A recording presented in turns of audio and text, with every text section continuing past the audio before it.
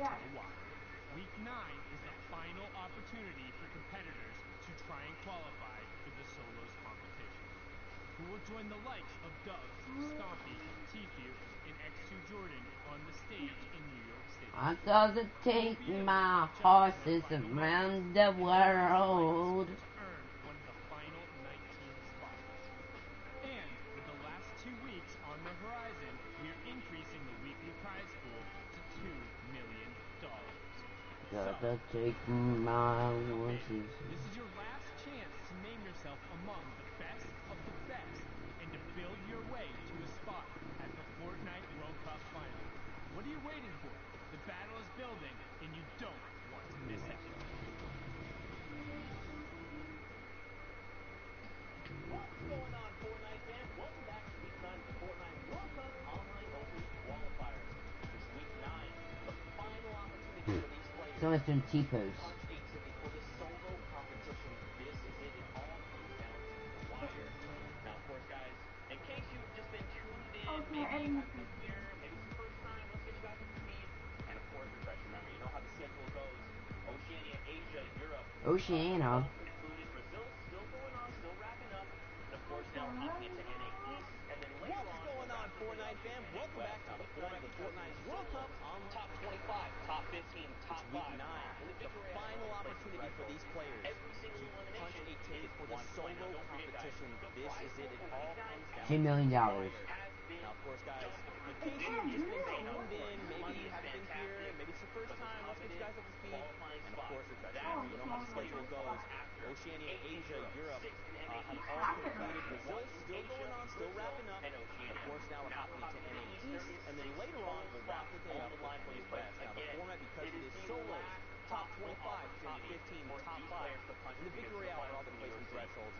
Every single elimination is 1 point. Now, don't forget, guys, the prize pool for Week 9 and Week 10 has...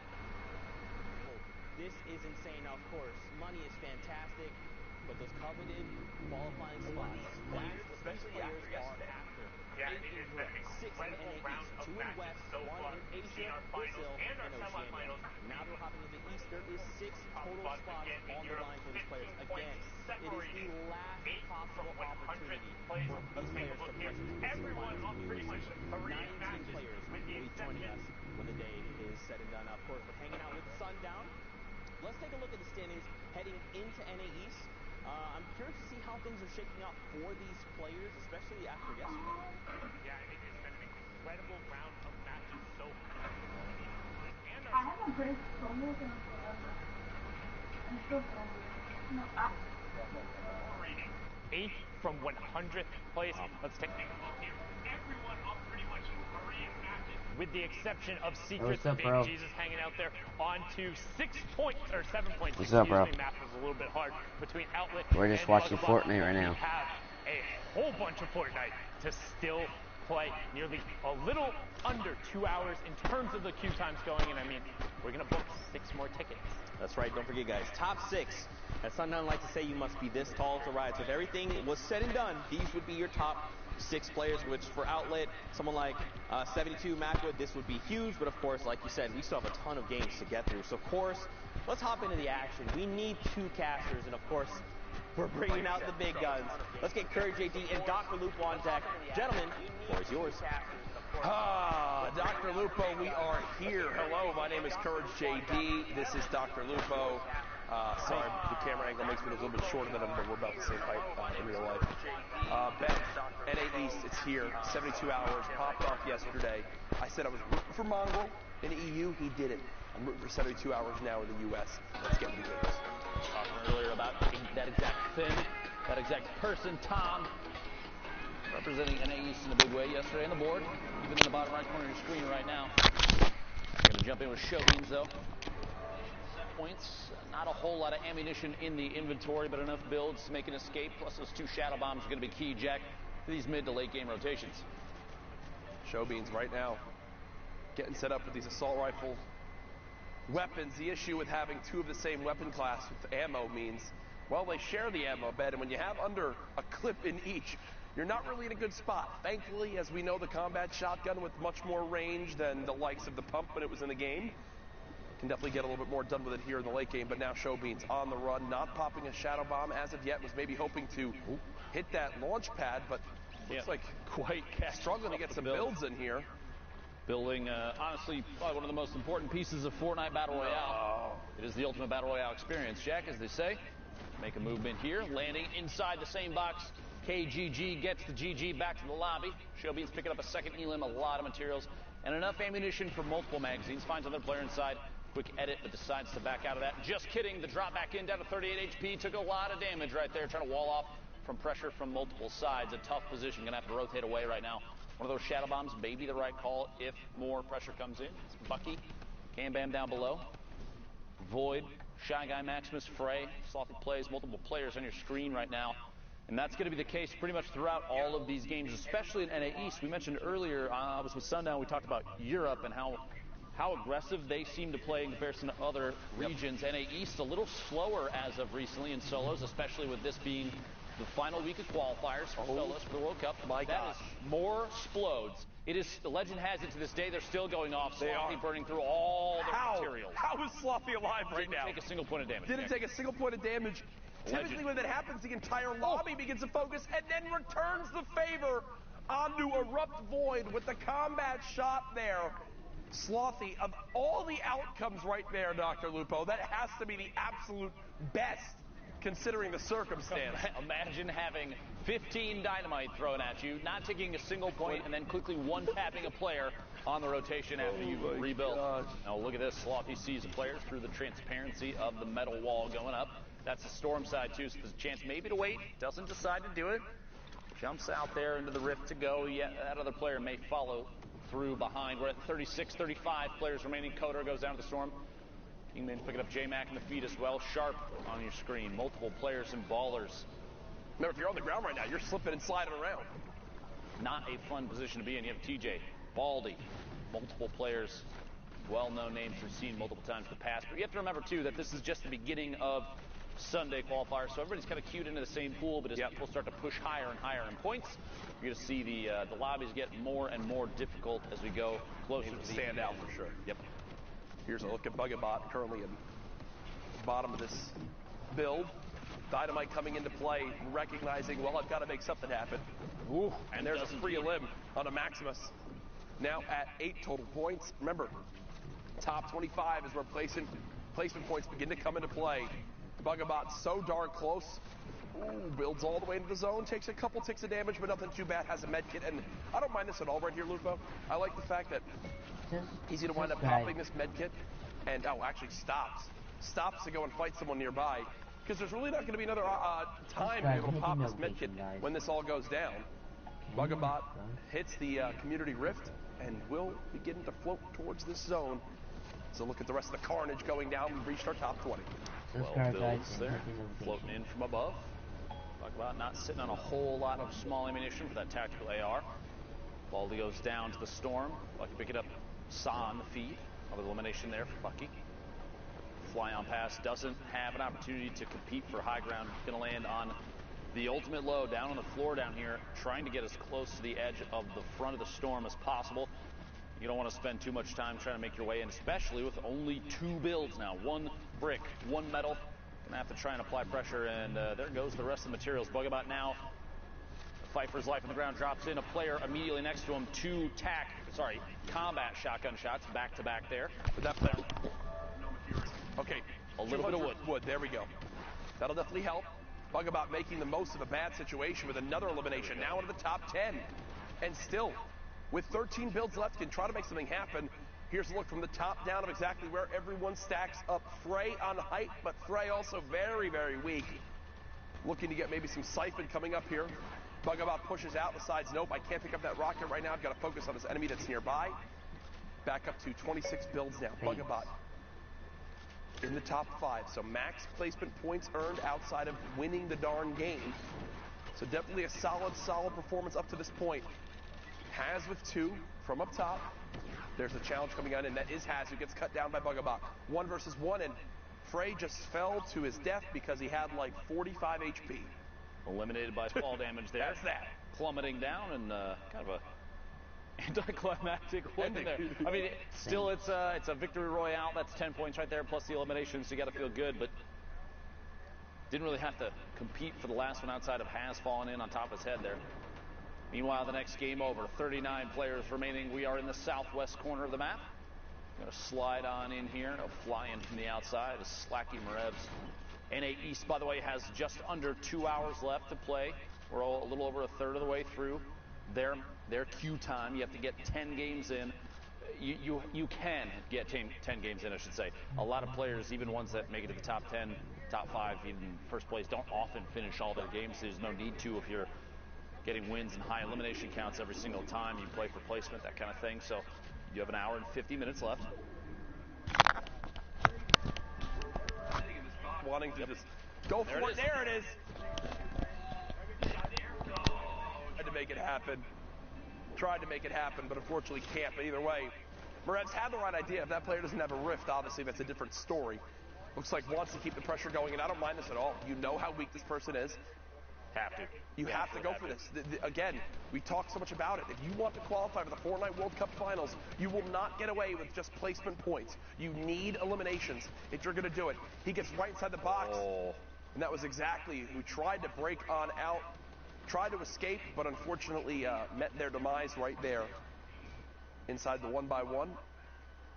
Slacky actually tried to do one of the coolest little gimmicks you can do. If you are above an opponent that has a pyramid on top of the 1x1 that they're in, you stand in the corner of it and build 2 of your own walls against that corner, and then just pickaxe straight down, because your character, the character model, will drop in there and you'll phase through. If they instantly replace it, you'll phase through and fall into their box. You can keep the aggression going.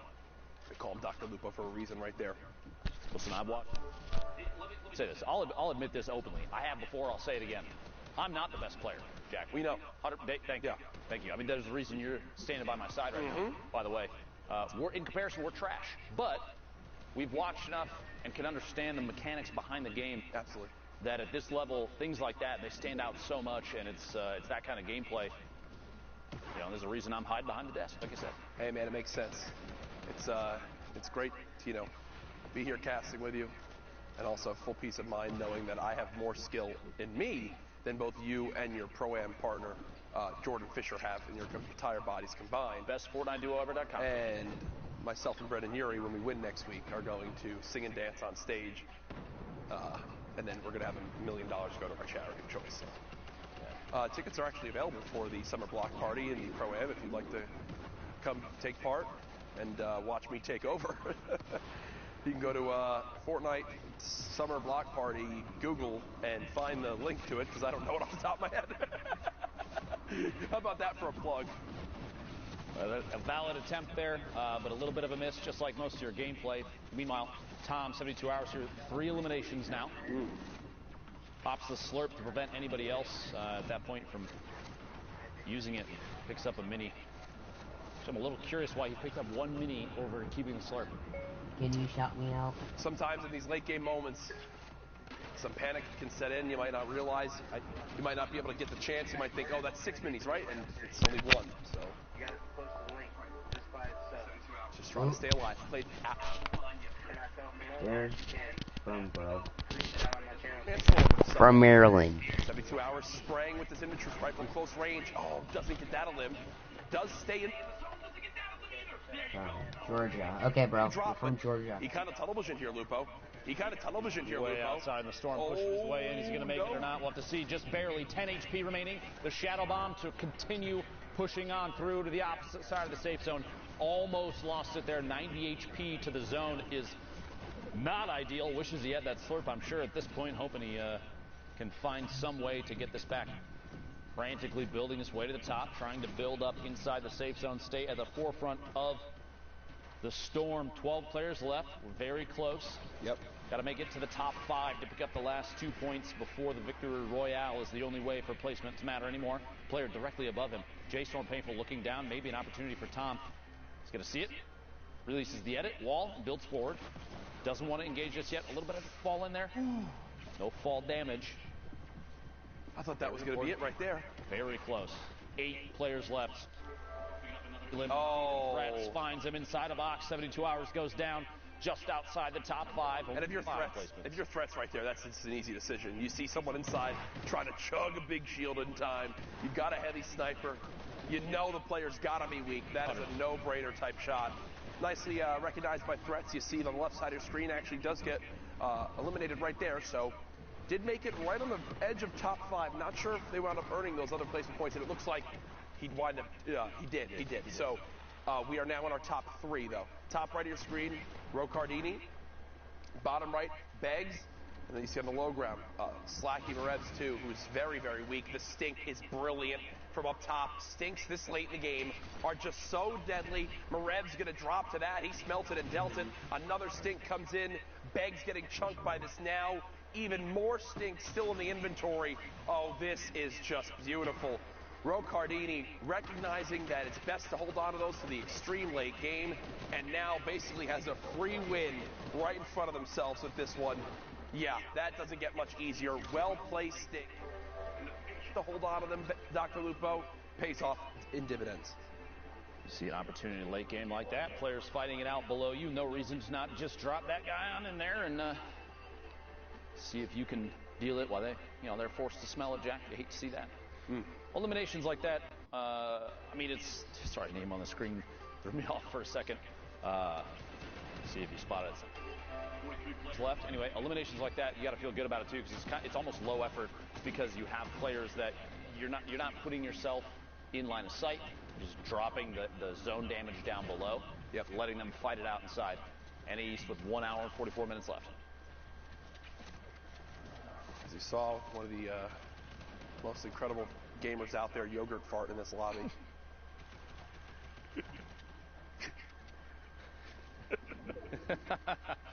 I think we're 14, Jack. I think honestly, sometimes our maturity level shows. Like for real. Like, can Epic. you just this for a second? From the bottom of my heart, Epic, please. No. This is nothing to do. I'm sorry. This needs to be discussed.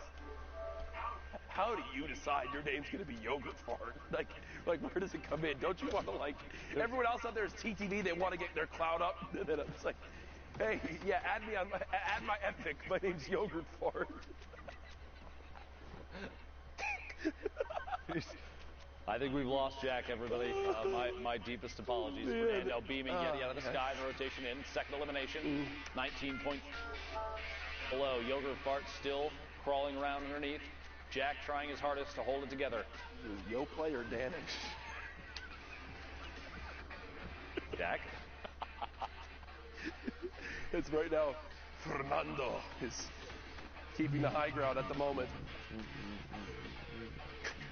Trying to make sure no one can push towards the backside of the zone. Production not helping with this joke at all in the slightest. Confirmed that it's Danimals in our ears. Jack still trying his hardest. We're good. Sincerely, my deepest apologies. DMO. I actually saw an interview with DMO as...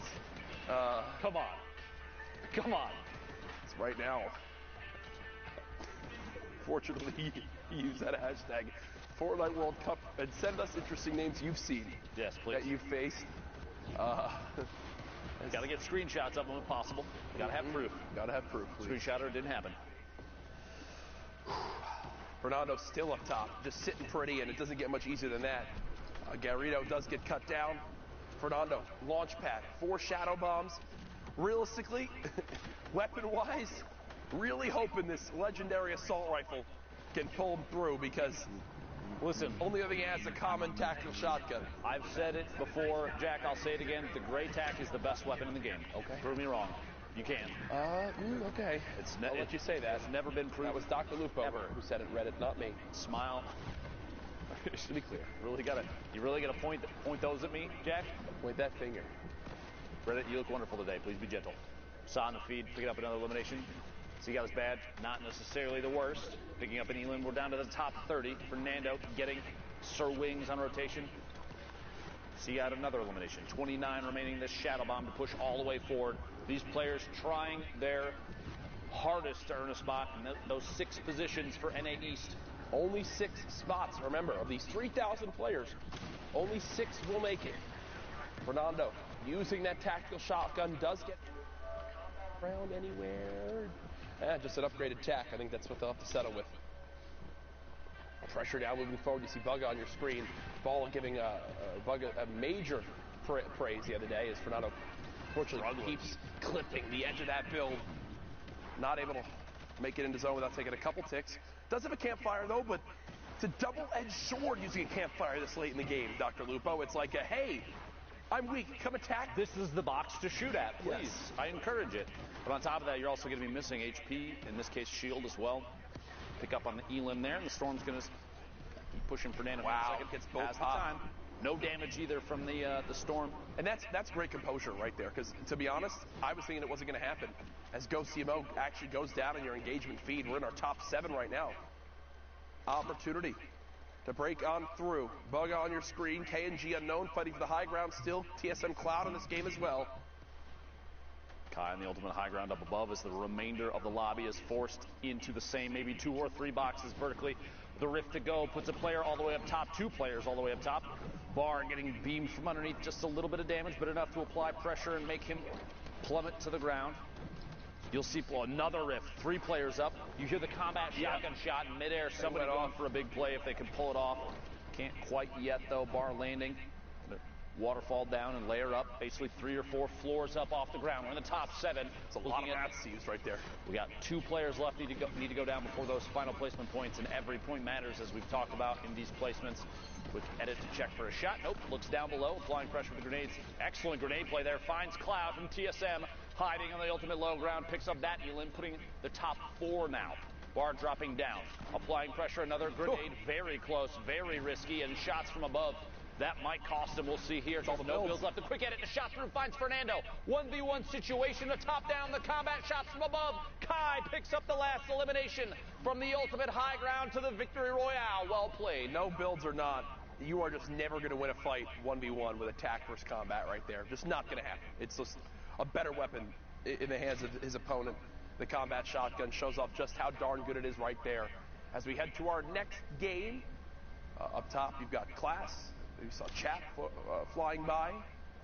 Class, I believe the newest signing for 100 Thieves. Currently set on up on the ultimate high ground. There's the Q check again, 1 hour and 38 minutes left. Class looking around from above. No reason to burn too many materials. Checking down from the top. Anybody on rotation? He's at the back of the Storm, by the way. Kind of an interesting position, which means somewhere in that inventory, I bet you there's a rift to go or a launch pad. Yes. Not needing to move too early. I mean, he's got 5 seconds now. I'm going to start to make the move. There's launch pad. Actually hit his head, but it seems like that was on purpose. That was intentional. Yep. The horizontal movement, if you bounce off one of those ramps 2 blocks up, you get shot out like a rocket, essentially, and you can fly across the map. Less chances for people to shoot you out of midair. 200 IQ play from Class right there. Currently set up. He's got the combat shotgun in hand. As we know, sometimes the inventory doesn't load for the players when we hop on into a new lobby. So, Class definitely has more than just a rare assault rifle. Can promise you that. 1 player just above, looking to put some pressure on, and doesn't a little bit of pressure. Easier than that. A little bit of pressure. Yeah, just a little bit. There they go. Elimination in there. 39 players left. 3 elims right now for Class. Eclipse, his duo may potentially be applied already. Chap, Macwood, Complexity in our top 10 box. In our top 10 last time we checked the leaderboards. Indeed. And is in a great position to rack up points right here. As with every grenade, when there's 1, there's 50. Finds the elim on the outside. There's 3 now, 30 points. It's like chips. It's like potato chips. Like you can't just eat one. You can't just shoot 1 grenade. Show me a person that's eaten 1 chip and then stopped. Yeah, right. Look at the size of me. I haven't. The legend has it you're still eating chips to this day. Sorry, Jack. Sorry to expose you. No, you don't have to. I had some delicious ones earlier. Cheddar cheese, Pringle action. Excellent. Macwood spraying. Frantically trying to find some sort of damage to put down range. Every point matters. Every elimination matters. A heavy snipe nearly exposes Macwood, but a quick reaction time does stop it. And actually surprised, Macwood is taking a ton of damage. He could have for a second opted to take shots, but I feel like that player right there, literally the one he's jumping past right now, there were multiple that had line of sight on the box. Great movement though. Great movement. Big jump. Hitting that last ball, getting as far as possible. We'll have time to pop both of these minis, which I expect, only using 1 it appears. Wants to save as much of these as possible. Kind of surprising because we're going into the late game here. He's Fell. way There you above go. the damage threshold. Hey, look, 191 now. No big deal. Look for shots in the follow through. The second, maybe a back-to-back. Swap to the combat shotgun. Look at the right side here in just a second. Building up above and finds Das on the rotation up. 5 elims at 32 points. We're in the top 30. Another one of these opportunities. Macwood showing just how versatile those shadow bombs are climbing the mountain. My goodness, this is a tough zone rotation, and it's going right back, actually. Looks like through where we just were. You see tilt as well in this game. All the way on the high ground is Thunder. So they're beaming on down, back over to Class. Who's currently set on up, kind of towards the higher point of this build. Has made it into the top 25, so more points will be earned. Now through to the next section here. Just kind of tunneling forward. One of the most important skills for rotation. Nick A30 was literally talking about it earlier. Saying now before he started the stream, he was in Playground. He was trying to get better at tunneling on uneven ground, like when you need to go up or down or whatever. It's important too to know when you need to cover all your angles, every side, or just one side or two sides, depending on how you're moving and where you're moving. If you're at the edge of the zone, you don't necessarily have to cover your back if you know that that side's been empty for a while. Or if you're moving across the middle and you want to save materials, maybe a single floor and a ramp. Turn rotated, or like you do a jump rotation, quickly place it to end up underneath so you don't use as many materials. By the way, catching a player, specs, immediately placing the launch. Is of everything that just dropped, the one thing Class is able to pick up is 280 brick. Feels good. Basically the best thing you could ask for. Material's so important late game. We're in the top 15 now. Class looking at 20 points, looking for the 21st here in a second. Shot, go for the replace, gets the first layer, go for the replace, gets the second, doesn't quite get the second layer. A little bit of a miss edit in there too, placing the triangle down. Tons of players up above, one landing directly above, immediately replace. It does the edit to get it to fall through. The player drops down, gets a 124 on the combat, and it's Thunder who goes down, pays the price for the second shot. Very, very good mechanic skill there from Class. A lot of practice goes into moves like that. Yep, as you hear the rift go off, someone will be contesting for height. Sen Karos did just go down. It's Percently who's all the way up top, and Class catches him off guard. Percently went to look up at the Rifter, and Class just jumped behind. And that is a game-changing moment, Dr. Lupo, as Class not only eliminates Percently, but refocuses his attention onto the player. Rifting high ground is now his, and he's up to his highest amount of material so far in this late game. Pressure applied on Eclipse A, who's basically in the second level there. You've got Lazar and Fox down to the bottom. Shots coming out from Class, moving forward in the stink a little bit on the backside, but no big deal. Eclipse A stuck inside a stink of his own. Lazar and Fox in the ultimate low, fighting it out while still getting shot at from above. Class is sitting on 63. Very important to note that, because that means Class could waterfall down and apply pressure at any time. He also has a chance to wall off and heal off from above. Fox is going to have to take shots. Eclipse A goes down. Fox is basically nothing left. Class, a little bit of fall damage. There we go. The builds leading into the campfires for the HP. Fox slotting it on the hill, stuck outside the storm. Class doesn't have to push, but he doesn't know that. Wait for the last second. Shot from above and finds the Victory Royale.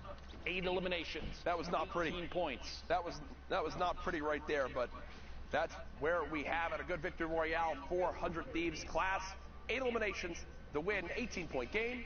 Zeke and Sundown with our updates. Thank you guys so much. Man, do I love Fortnite? The answer is yes, of course. Who doesn't? Now, guys, of course, we're here in NA East. Excuse me, I almost said West. I don't know why I did that. NA East here, knee-deep in the game. Sundown, we've seen some incredible games so far.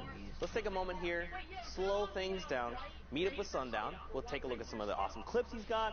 We'll take a look at the updated standings, and then go from there. Right, so first we're going to hop on board here with Bugabot. A great individual effort from him on the low ground here. No, right before that elim, he had 0 builds, now up to 20. But one thing I want you to keep an eye on is his mentality to shoot first in these situations. It might be because he's lower on the builds, but note how he's looking to walk out and take fights. He's not looking to build himself back out. He wants his shots first, which ends up being huge if you're in a position where you can aggress. Picking up has right there and then able to run it out and get the victory route, just outlasting from 0 builds to a VR. Well done from Bugabot. Now, the Titan of the East, we talked about it. Players who haven't qualified 72 hours. Tom is on that, and just watch this little bit of a tricksy rotation. This player box on the backside of a mic can go back to lobby. boxes himself up, puts the trap down. Nice little defense there. Now, rather unfortunate here, they didn't end up with 2 elims, but the tag and the baller does still pick up Testy, so well done there from 72 Hours. We've seen a lot of Fernando as well. Now, watch him go to work. That was his first elim, but look at what he gets from all of that. Gets high ground control, the legendary AR, and zone priority position. Because he's on this side and players are forced to rotate into him, he's going to be able to use the rifle. Saw him pick up one there, picks another player off of the jump pad. That feels awful if you're Oscarito, and we've seen him have an affinity a number of times for getting picked up off of those jump pads. So maybe grab a shadow bomb or a ball and rotate along the ground as Fernando keeps putting in work there, getting the storm tick over onto Sir Wings. And look, that's the one thing that we stress about these players. It's the action after their immediate action. You don't slow down. You can't stop right after you pick something else up because somebody else is there. Picks up the elim onto Quasi, boxes himself up, and then pushes forward. And he's been doing this entire run while he's being contested. It's not like he's avoiding these fights. He's going and he's looking for them, but he's prepared to take them with that shoot first mentality. Very well done from Fernando there. But let's check out those standings right now. The previous qualifier on top, Misfits Clicks. Let's look at the spread. 40 points down to 30, so just 10 points separating first and 10th, and 6 spots up for grabs. Zeke with Clicks already having qualified. 7th spot, and all of these guys are right on top of each other. Yeah, I mean, you look at like someone like Smacked and Fernando, they have the 3 games played, and they're at the 30 points. Someone like Clicks, who's at the top, has 5 with 40 points. So they have like more room to work with, more throwaway games, I guess, but the point spread is still pretty tight. Don't forget, top 6 will be moving on to finals, so there's still plenty of time.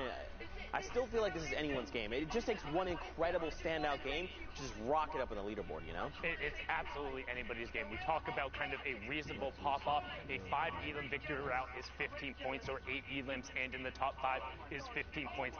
Any of those is a realistic final game, and we're right around that halfway mark, and with less than 15 points separating the top 10, anybody will be able to jump up on the page, and that's what Fortnite is all about. Well, let's not hold off any longer, Fortnite fam. Let's just get right back into the action. So for now, let's send it back over to Courage and Dr. Lupo for more Fortnite. Ooh-wee, the standings are getting juicy. Some would call them soggy as we move into our next game here. Speaking of soggy, Jack, on your screen, Liquid, Vivid, and Loot Lake. a player that's already qualified. Yes. Qualified week 1. You gotta love that. An opportunity, though, for Vivid to practice his mechanics, keep his game stepped up to the top. Hopefully push up and maybe pick up, you gotta remember, a little bit of prize money too on the line here, plus it's doubled. $2 million for the entire weekend is insane. Absolutely wild. Gives me chills, Jack. $2 million every week for these last couple weeks is nuts. That's like, you've been around in competitive gaming for a long time. That is like entire life cycles of games, prize money. And now it's these 2 weeks. Don't even get me started on the Fortnite World Cup Finals. That is going to be the spectacle to watch this summer. You will want to be tuned in for that. Later on this summer, in the end of July, you see Hogman continuing to pop up in the elimination feed. Vivid throwing these grenades, and on these awkward-to-build surfaces, like in the water, it is so tough to dodge them. And you see right there how it winds up working out. Here at Loot Lake, multiple players trying to make their way in. 38 left. Vivid starting to tunnel forward. Shots from the backside. He's going to wait last second. Looked like he was waiting for one more shot from that opponent's AR before he took the combat shotty shot. Couldn't quite get it. For a read here. Going to take ownership of the wall. Sees the baller through. And going to apply pressure. Taking shots there. It actually is Hogman. With Fox in the bottom. Loon up top.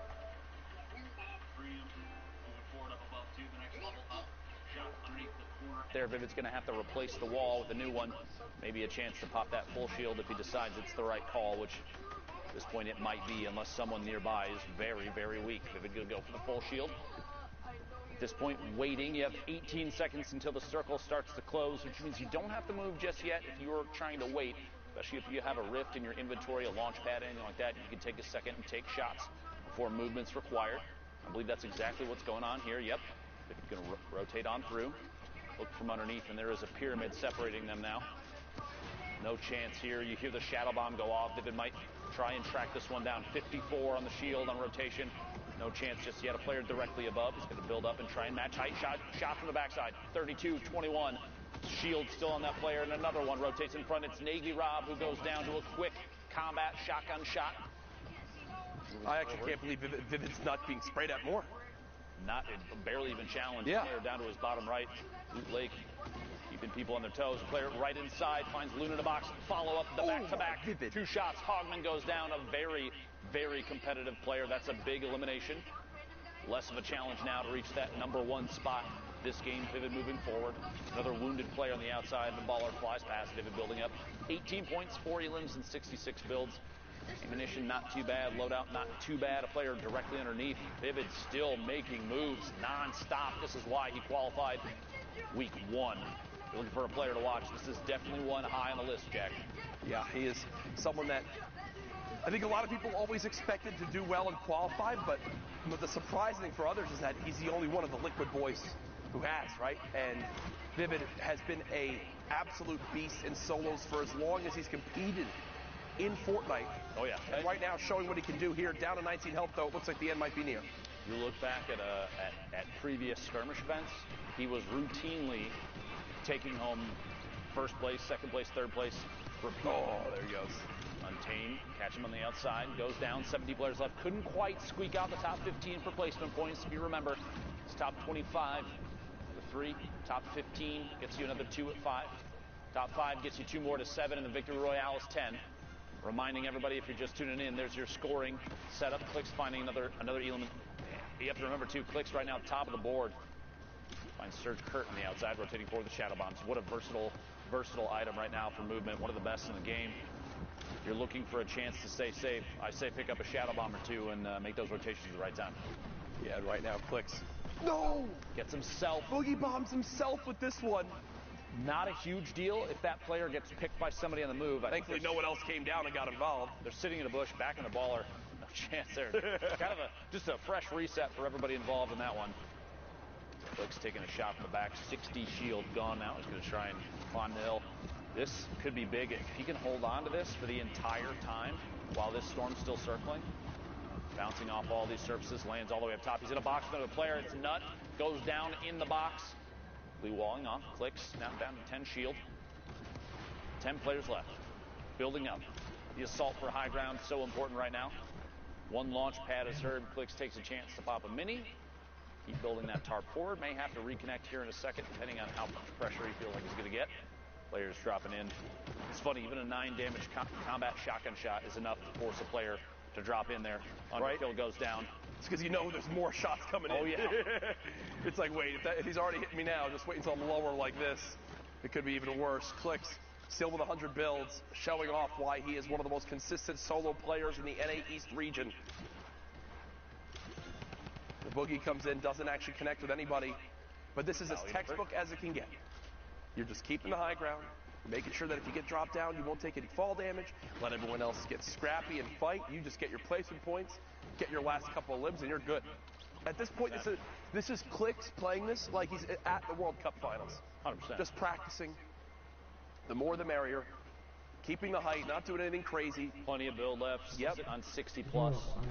Let the other 2 fight it out. They're fighting. Shot. Premium. The last one on the low ground. 1v1 Clicks. Just going to knock the floor out. Taking shots from above. Quick little corner edit and reset. Look at the speed of that. Look at the speed of that. He's double layering brick, puts the floor down, just the one surface, edits the corner, takes a shot, resets, and builds the pyramid. That was... We'll just let Premium tick out. Scary easy for Clicks. I mean, scary easy. You want to know why he's the top, Jack? That's why he's the top. That's it right there. I mean, we see other players in a position like that where they've let it get close.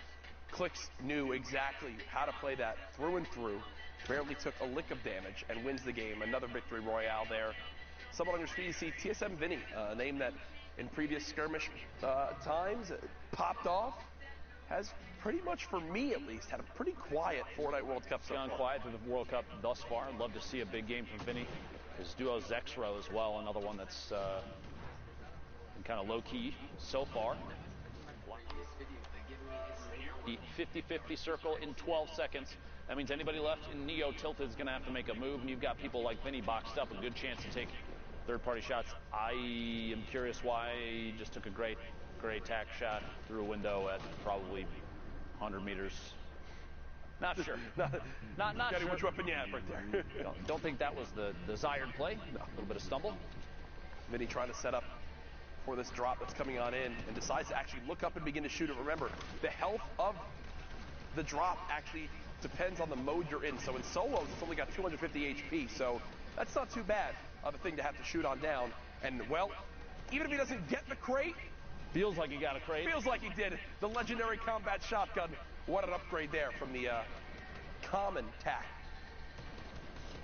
Caught that player in the rotation in. Is actually still going to get the box. Looks like unchallenged.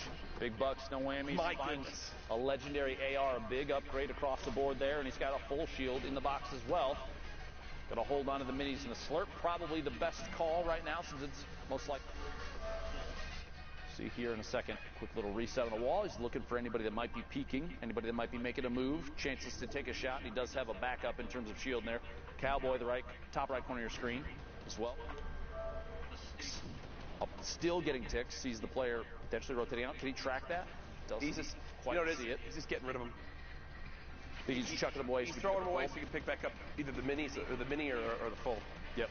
And looks like we'll decide to go for 5 minis in the slurp, which I think is the right play. Yep.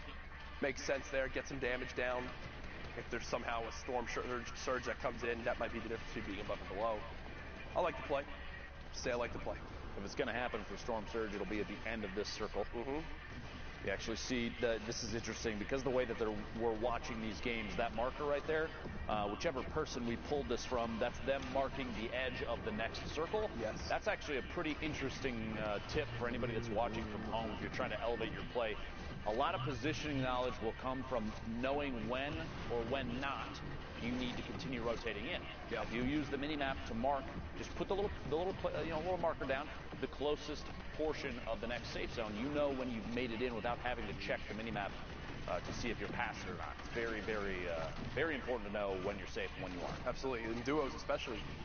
If your duo's still alive, you're dead. You got to do things like that. Help, give them the best chance possible. Nico hits the ceiling above and actually drops a player right into his box. So basically gets a free elimination right there as the player was not expecting it. And with that, we'll actually move into our top 25. 3 more placement points earned. Shadow Bomb being used. And the quick movement up this slight little hill begins as you see 72 hours on your screen. Alive right now inside of a baller. He was in our top 10 earlier on. Now no longer the case the last time we got a leaderboards update. Blue T in here as well. We're going to jump in with Nico live. 4 eliminations, 137 builds, a really good loadout. And Loom not doing too well in the bottom there. There was an RPG, doesn't opt to pick it up. Could have potentially swapped out the AR or the TAC AR for that. Doesn't do so, though. No big deal. 19 points now. Catches a player inside the same box. Maybe one box. Moving forward. No time to waste here. You don't want to be stuck at the edge of the safe zone as a baller actually swings through and opens everything up. Nico forced to rebox very quickly, burning through the materials. Down to 32 metal. Keo from Cloud9. The very bottom of your screen. Look at 72 hours on height right now. Liquid 72 hours, top of the screen there. Cole as well. Blue T. Jojo. Cole's breaking him out. Cole's doing everything he can to break him out. And 72 hours having to deal with that. He just wants to begin to fire down on everyone, but can't get a chance right now. Here's Kaizui. Again, one of the younger players on 100 Thieves. 78 total health, but a ton of ammo, so some health back and maybe some mats. He's definitely can spray for days. Kaizui, player rotating behind through the storm for just a second. One drop. High pressure. Kaizui goes down. It's Blue T from above. Oh my gosh. It looks like they traded inside the box. The trap and the shot. A quick swap there. Both players going down at the same time. Meanwhile, all the way in the ultimate high ground for just a second there. We're in the top 15, but 72 hours from Team Liquid still in it. Blasian goes down. Jojo still in this as well. 10-bit just inside with a barely alive baller as Nico, the forefront of the storm. He's got a baller in the box immediately next to him. Wouldn't be surprised. Yeah, I can tell. Whoa! All pulled into the rift. 3 of them. 3 players all the way in the sky. 9 remaining. And they'll gladly float this one out. Look at all the destruction going on down low. Just wait it out. There goes 72 hours. Did get dropped on down. It's like he went out 8th. Doesn't quite get the 7 points for a top 5. Shatang going to drop past Deity with the ultimate high ground. Keo in the my mid God, tarp. I can go into Pyro it. Boyle flying all the way past. Got players still stuck in the bottom. Jojo, the ultimate low ground. Shatang finds Keo inside a box. Nico and Deity fighting for the ultimate high ground. Ranch forced down a little bit too. We're in the top 5. Placement points going out for everybody. 7 now. Nico's so high up there right now. In the sky. Does Nico, the question is, does Nico have anything to wind up dropping down with? From our perspective, from what we can tell as spectator, no, but that middle with it going up the hill, should now be all right. But look at how weak all these players are. More than happy to just keep building on up, keep playing this distance. Shatang gets 2, so winds up getting a lot of HP, but spraying, and it's all for naught. Nico just sits up there and basically idly wins that game. Pretty easy. When you got the high ground like that, building in brick, there's no chance of getting shot down at all. And what I'm loving to see here, Ben, is this players doing a good job of calculating when they're on height, if they need to challenge or not. That's like 2 or 3 games in a row now where the person on height has just sat up there, let the storm do its job, as long as you tag him once. In the last 60 seconds. Crazy. Get a little tag on him, and then let the ultimate enemy, the zone, do its job for you. 1 hour and 15 minutes left in the queues until NA East solo qualifiers for the Fortnite World Cup Finals are over. You're trying to get your 10 matches in. Now's the time to do it. 44 players left. Speaking of those 10 matches in this match, Attack AR, the blue combat shotgun, minis, shadow bombs, sitting on the edge of the zone. John, no need to apply too much pressure. Doesn't have to move. Just kind of wait it out. Take third-party shots. Get those quick window edit resets and hold this one, watching through on that ramp, using the little holes in the brick structure underneath of his opponent. Going to start making a move here. Goes for the window replace. It's the wall replace. It's not even challenged. Here we go. This player might not have audio. I'm not sure what's happening. Yeah, that's just, again, when you're not just like in a 1-by-1, when there's more behind you, sometimes it catch you off guard. As that's what happens right there. FaZe Dubs actually in this lobby, and didn't you say? Said FaZe you Dubs go on records as saying FaZe Dubs is the best solo player in the world as of right now. Interesting. With technically with the placings we've got, there has been no person more consistent currently. What's he had, like first, third, sixth, second, or something? Nope, no person more consistent. Okay, I have to ask. Have you not been watching Tim's stream? Consistently fall damage. That is true. Consistently bad. We're talking about consistency, yeah. Jack. Really, you're gonna? Yep. Sorry, Tim. I'm trying to defend you here, bud. It's all right. I'm sure he's really upset right now with his hand tats. Listen, he's tough, and you can't handle it. I can't wait to see Tim this week. I'm gonna give him a big hug. Ray in the feed picking up Elam. Flo taking one out as well in the top 35. Zycoma, Baldy, right next to each other here. A little back and forth. You see them both actually facing each other, and just quick edit resets for transparency on the walls. You're like, you good? You good? You gonna move? You good? You gonna make a move? I'm just gonna wait. You gonna move? I'm not going yet. You going? You game of chicken right now as Baldy keeps editing, looking for any opportunity to rain down fire from up above. Who gives into the pressure first, right? Puts himself out in the open. Wondering if the rift gets used here or Baldy just says. He's high enough up, he doesn't necessarily have to, but I'm going to say because he's waiting here, I think he might be right. He's just looking back and taking shots, thinking, I'm just going to use the rift when it's time. There we go. There's a reason for it, too. One Elam looking for the second. Baldy, the storm right there, the swap, and falling down. I believe I heard it. He ripped it. He did. Here's Dubs. It doesn't get much easier than that. The player with 17 HP gets cut down, and Dubs will go follow this up right away. Look for any materials possible. This baller trying to snake them all. Just a little bit. There you go. Now Dubs has made it on and says, no. This is mine. This is mine. And whoa, 3 big shields, 6 minis. Oh, that's a yikes. Okay, Dubs. Not in a fun time right now. Remember, when you're in the shadow form, you cannot edit, you cannot make any plays like that. So Dubs gets trapped in there and takes 80 storm damage because of it. Very fast edits on the tunnel there, moving forward. Basically not letting go of the sprint the entire time. Look at these. Walling and editing a corner out every single layer. Burning through materials very quickly, but dude, a very stable base to make a move. It just set in how insane it's going to be at the Fortnite World Cup. Like Mongrel, Mr. Savage M are going to be repping EU that I know all of Europe's going to get behind. You've got the likes of Dubs, Tfue, representing NA. I mean, it's going to be absolutely ridiculous. The best players from every region. Yeah. Making their way to one stage. I'm gonna have heart palpitations, Jack. Bro, it's going to be one of the most insane events of all time. There's just no doubt in my mind about that. Bezlov Shane being pressured now by Dubs. Dubs did get a solid shot downrange. Unfortunately, shotgun not reloaded, so we'll have to take a moment there to let that weapon reset. As now the zone going back the way it just came, so. Plus some 50 builds now. Dubs, 70 HP, has a chance, just kidding, 100 HP. A little misspeak there, 11 players left. Twinkie goes down, shots from above, another player. Title shot found outside of a window, looking through for a peek, potentially. Doesn't quite get it. Like I said, a big trade out there. The legendary combat shotgun. Oh, this movement is just Forward. dirty. Looking for the shot, doesn't quite go for it. Chance just yet. Mustache from Tempo in the feed, picking up another Elam. We're in a top 8 now. Dubs, quick edit, takes out the top half, looking for shots through. A reset and rotation. Dubs, so fast, so blindingly fast. Yep. You want to try and keep up with anybody. Stinks from height again. This is literally like you're setting the tempo right here. Mm-hmm. Should have enough time to pop this big shield. Thankfully, the stink grenade bombardment has stopped. Remember, top 5 is the last placement points outside of winning the game, and Dubs has made it on into the top 5. Now up to 28 points. Still building out. Turret comes into play for that extra health on the build so it doesn't get shot down.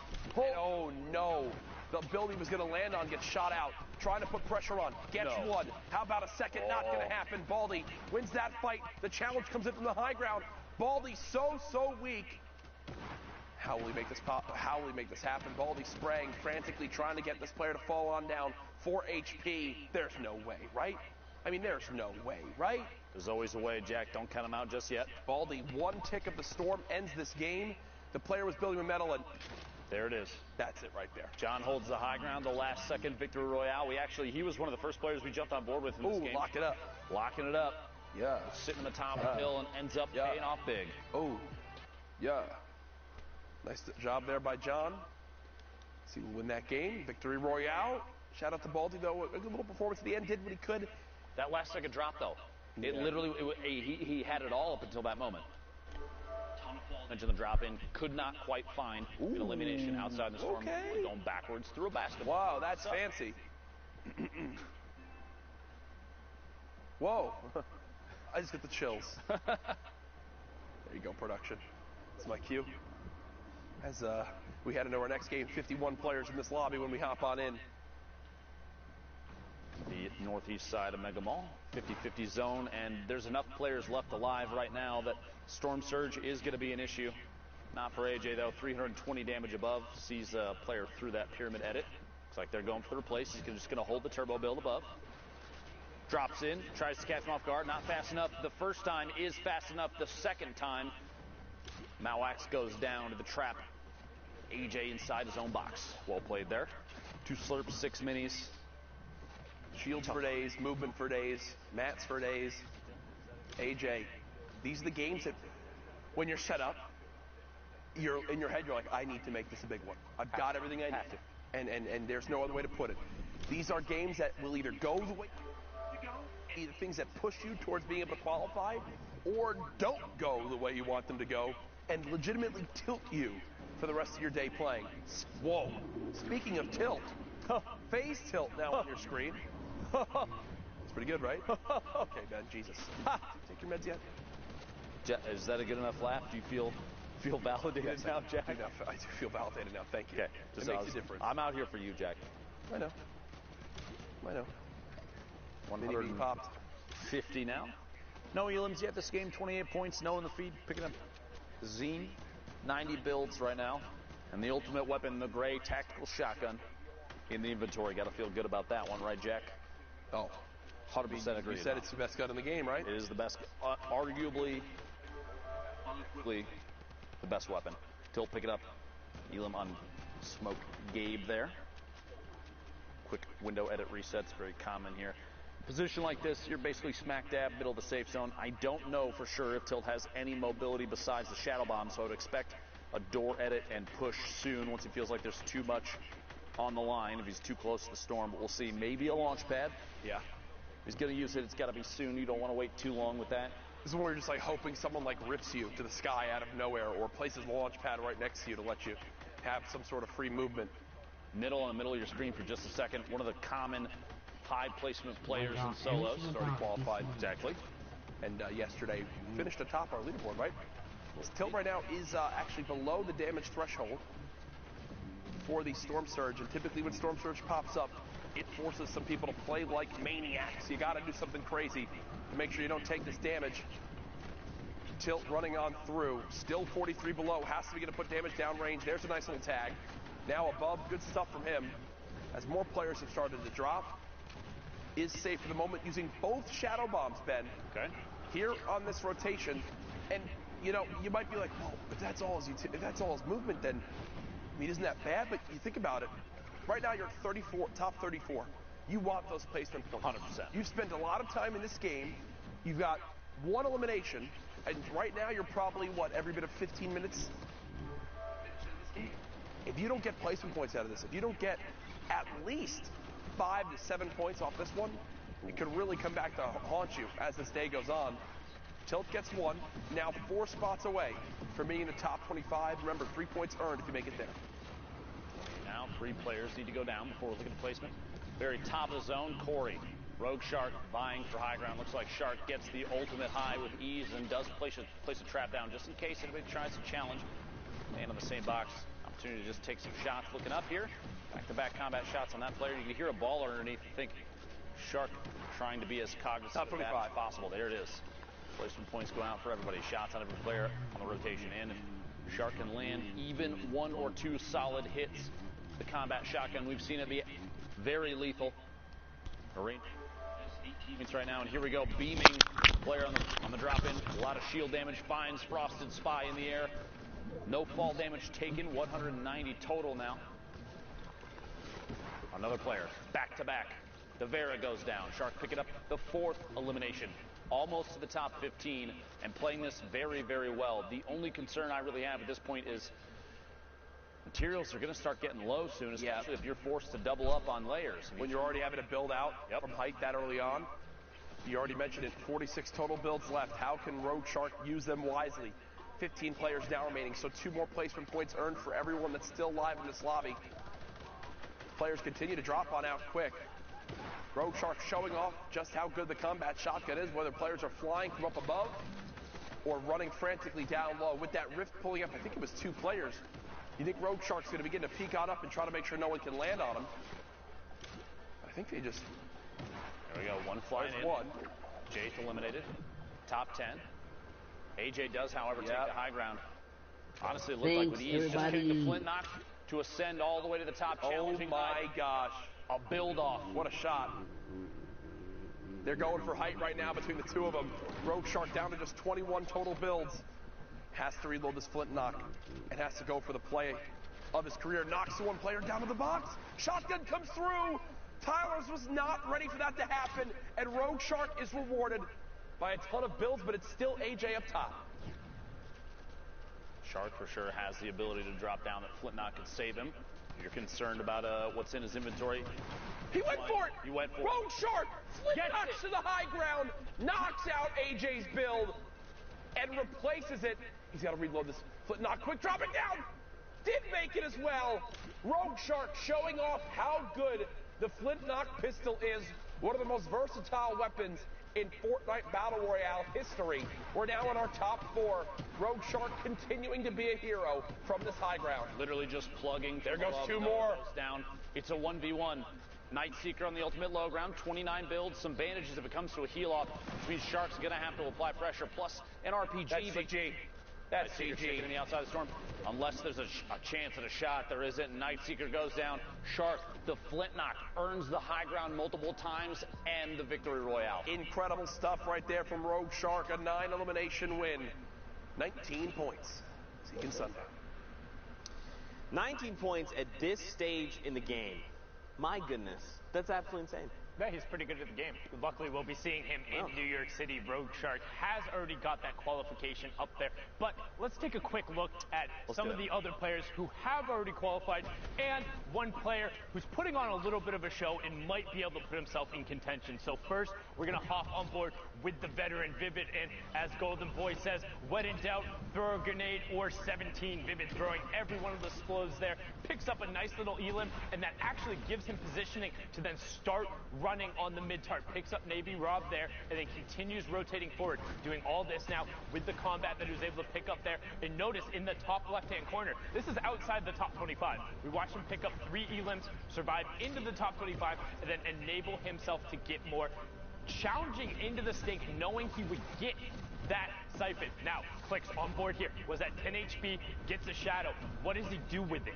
He's then able to translate that into a boogie, drops the player out, and then all of a sudden, he gets another shadow.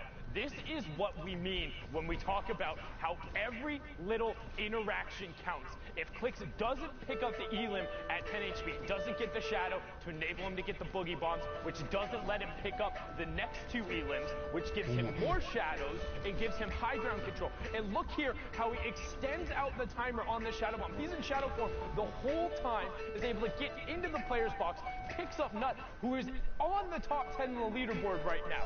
So it's not like he's just cleaning out the bottom of the barrel. These are other players competing for a spot in Clicks.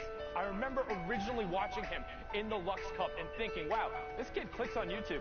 He's pretty good. I hope we get to see more of him. Well, we're going to be seeing more, particularly if he's closing out games like that. Nico, the only player in this little package who isn't already qualified for the World Cup, but goes on a great little spree here. 150 in terms of his builds, and that's going to enable him to kind of navigate this super, super tightly packed tarp. You saw 25 players there in Circle 8. Circle 9, still 13 players left. He still has 97 builds. That's because his mentality is he's looking for the elims, picks up a number of jump pads, and refreshes on builds again. So keep an eye on the top left. 7 players left now, and he challenges into the high ground.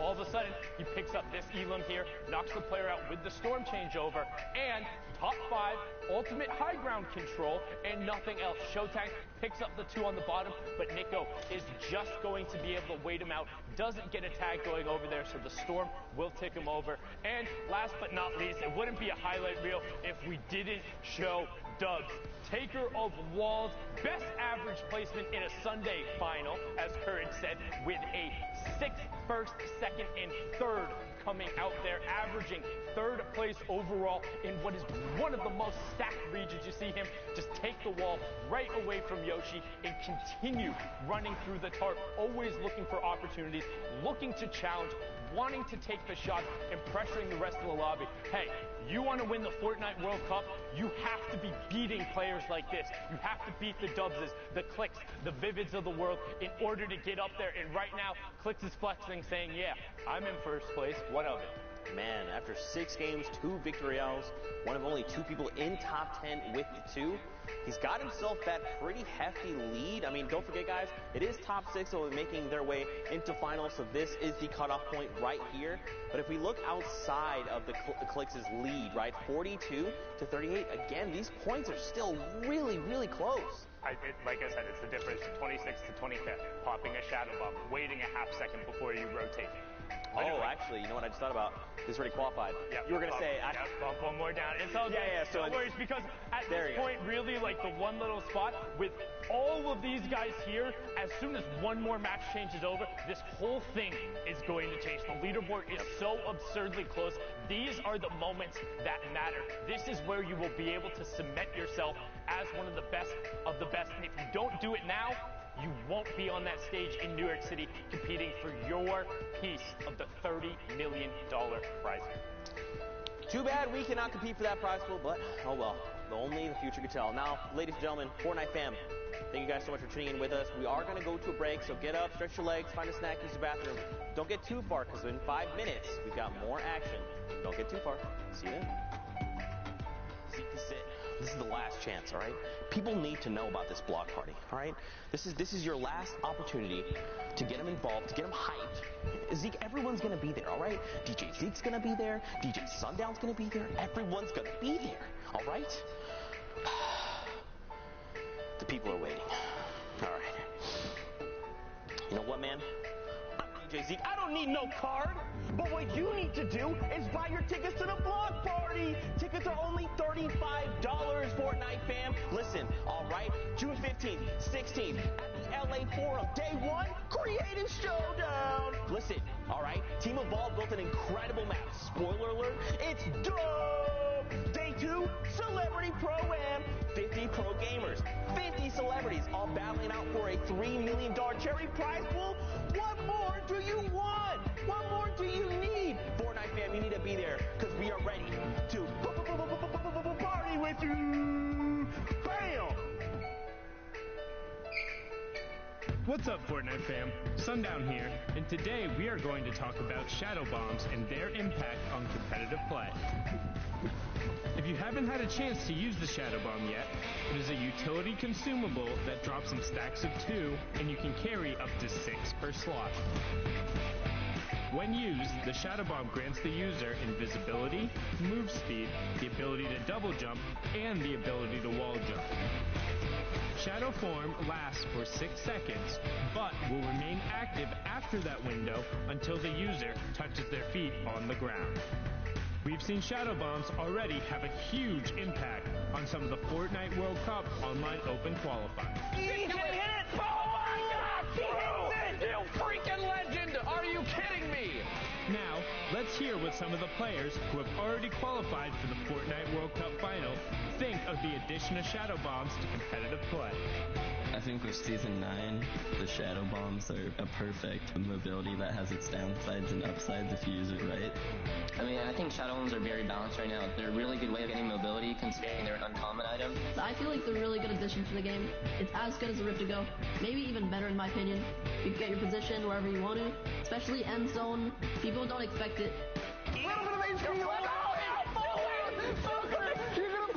It's a must carry. You know, when that zone pops and you're super far, you can pop a shadow bomb and just get to the next zone. It's great. I love them. Shadow bombs are amazing. Like, I reckon that's like one of the best things they've brought out so far because you could just sneak into someone's box or like get high ground or like go low ground without taking damage.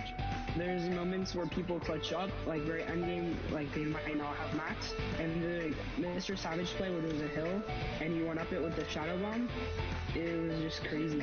They've got to go up the side of a mountain, and it's shadow bomb time. He's deciding to take more damage. Yes, Mr. Savage! Oh my God! Oh my goodness! The best shadow bomb use I've ever seen! Mr. Savage M rising to the top of the mountain. Thanks for watching, and hopefully you learned a thing or two. What's the best way you've used a shadow bomb? Send us clips using the hashtag Fortnite World Cup, and we'll see you guys on the battle bus. Or maybe not, if you're in shadow form.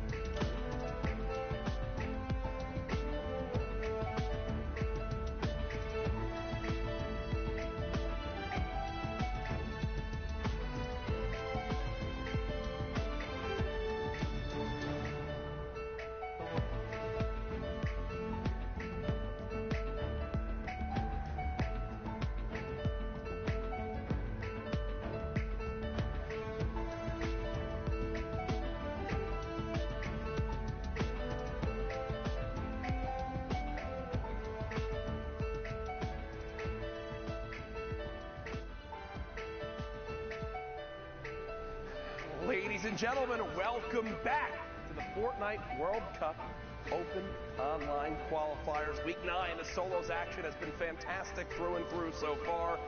We've covered Europe, We're midway through NA East, and I know you don't want to see me. You want to get back into the action, so guess what? We've got two great casters for you, Sundown and Monster Defense. Let's get it here with my boy Sundown, and man, that leaderboard shaking up. Good to see Macwood up there. We saw him getting really close week again, and like you said though, anything is in the air.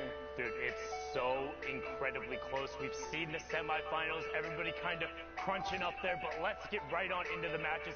I want to see how this all resolves and who gets those last 6 solo spots out of NA East. The action has been intense. The leaderboard is closed.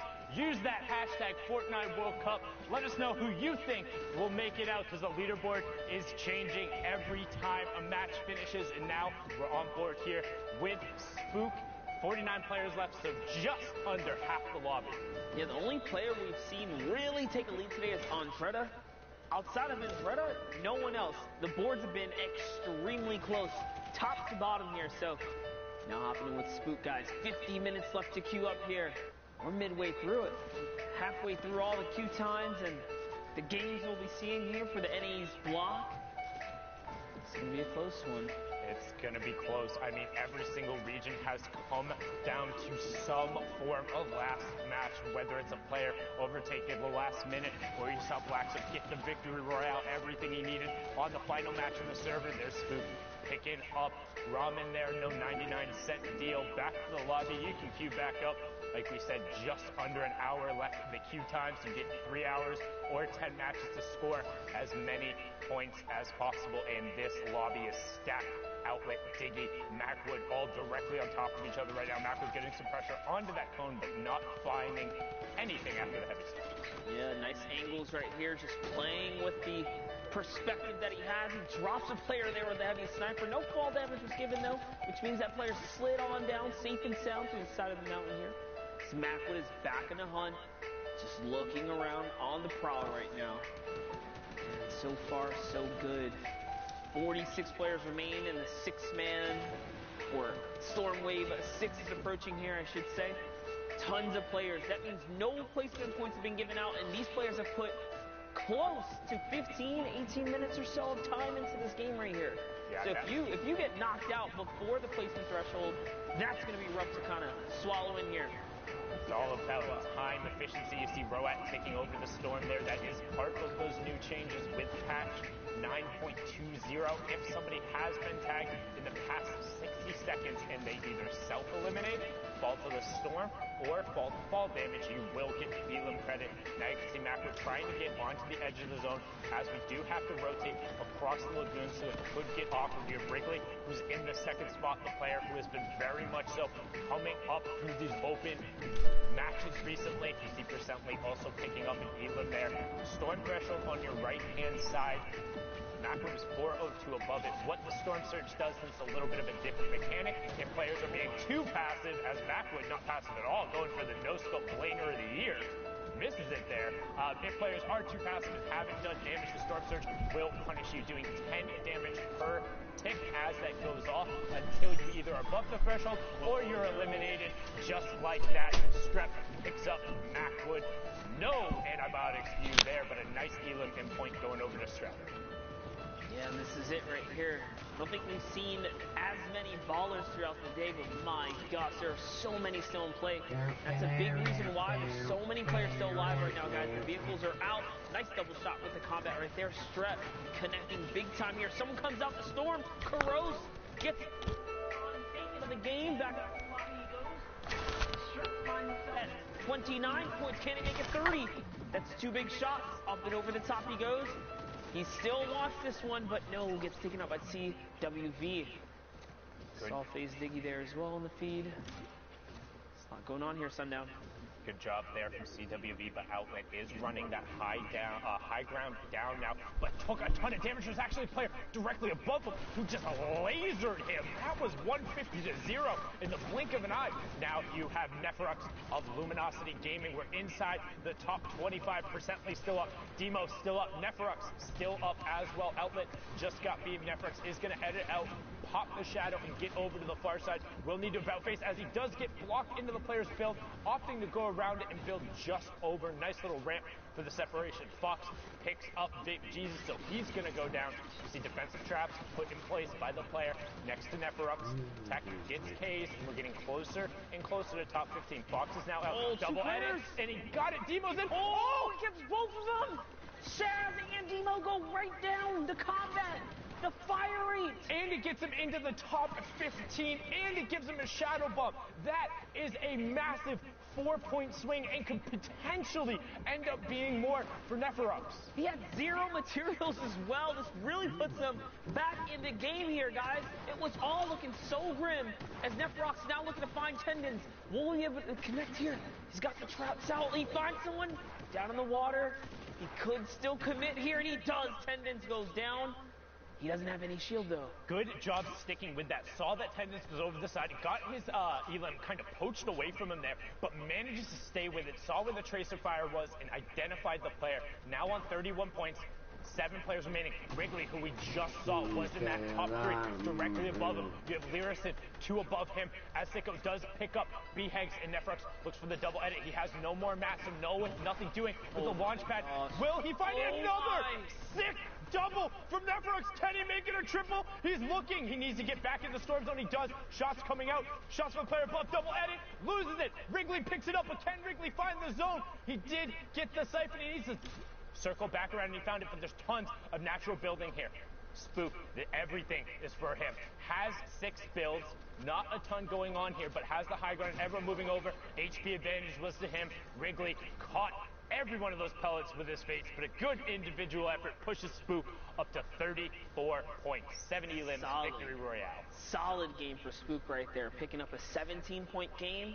That's how fast you can go from the teens right up into the 30-point bracket, putting you in contention for top 5, making your way to New York City Finals. But man, Neferux, he had a crazy play there with the double edit down. I thought it was all over for a second there, but off to the next one here, guys. Always Fulton Park.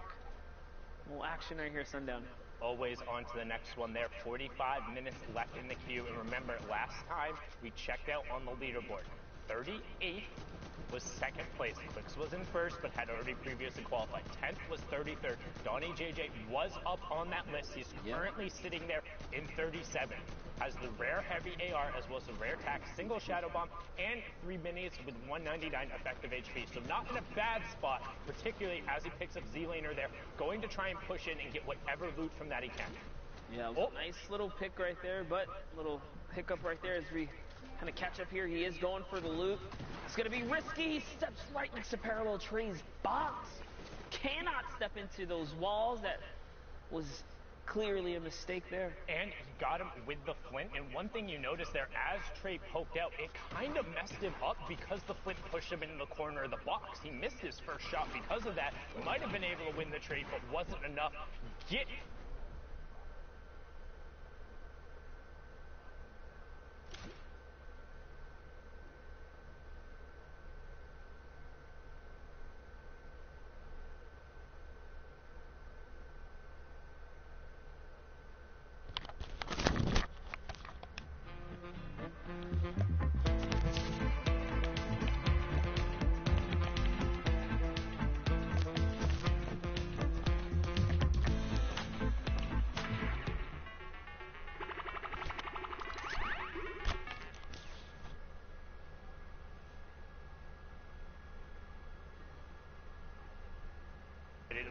Not just because we get to see all of these players all in the same custom lobby for the entirety of the game, see what the contestants go out, but just, does somebody play different?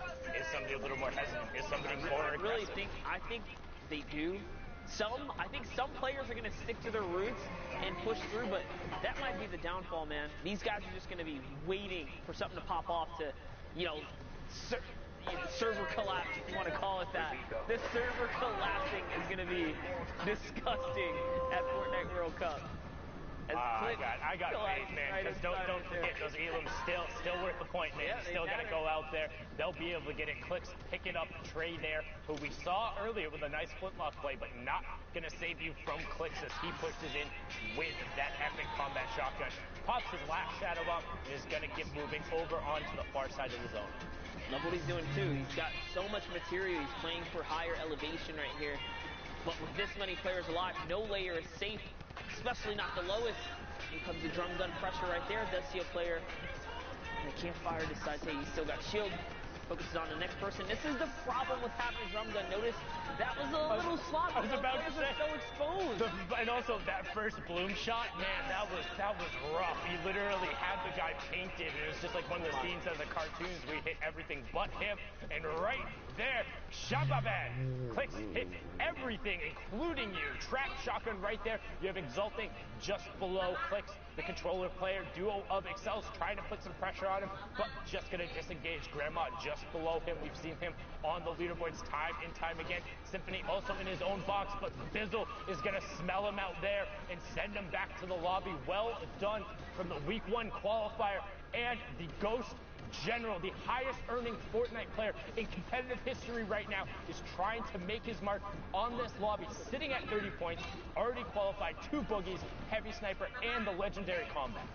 Yep, and this is exactly where he likes to be, that end game. A little more placement threshold being broken into right there. Nice little edit, catches a clean elim on Nicole, who had the storm pressure. You notice that did crumble just a bit there. And he's into the top 15 as well. The player right on the side is looking for it. Slem was actually the one to pick that up. So Bizzle going to continue going forward. And this is where he loves to fight. I know Bala has been a big talk about it, but how good the Ghost guys are at tunneling and fighting from their tunnel. Whether it's Sean or Bizzle or Demo or Snood, every single one of them can fight from these angles, and Bizzle trying to do it. But the ramp in his face, Boogie Bomb, Disco out in the open. Leo being the benefactor of that one. Hydra, honestly, I don't know if it was luck, benefactor, right time, right place, but Bizzle gets sent back. Grandma, however, picks up Leo right after, so we're on board with Shaded Talent on the ultimate low ground as Grandma picks up another one. Yep, Grandma is in this game. You see him popping off in the feed. Shaded trying to get up higher. The higher he goes, the closer he gets to Grandma. Will he be able to connect right here? Does land a shot. It's Cliff who goes down. Beautiful trap, too. You put it on the ceiling. It's undodgeable, essentially. And that was how he caught Clicks off guard right there. Shaded Talent, now one step closer to high ground. He is going to step out into the storm and sacrifice just a bit more to get up in the top here.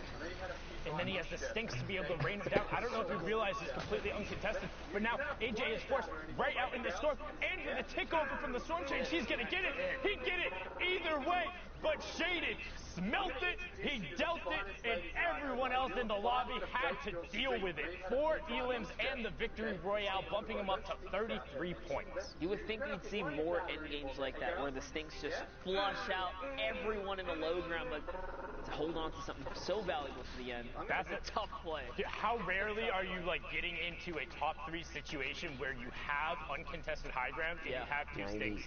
The reason that doesn't typically end up happening, you don't see that more often. You think oh, that's the best use case for a Stink. Yes, if you get into that situation. You gotta make it there, and then oh, you gotta hold baby, on. yeah. You do, you know, you love us even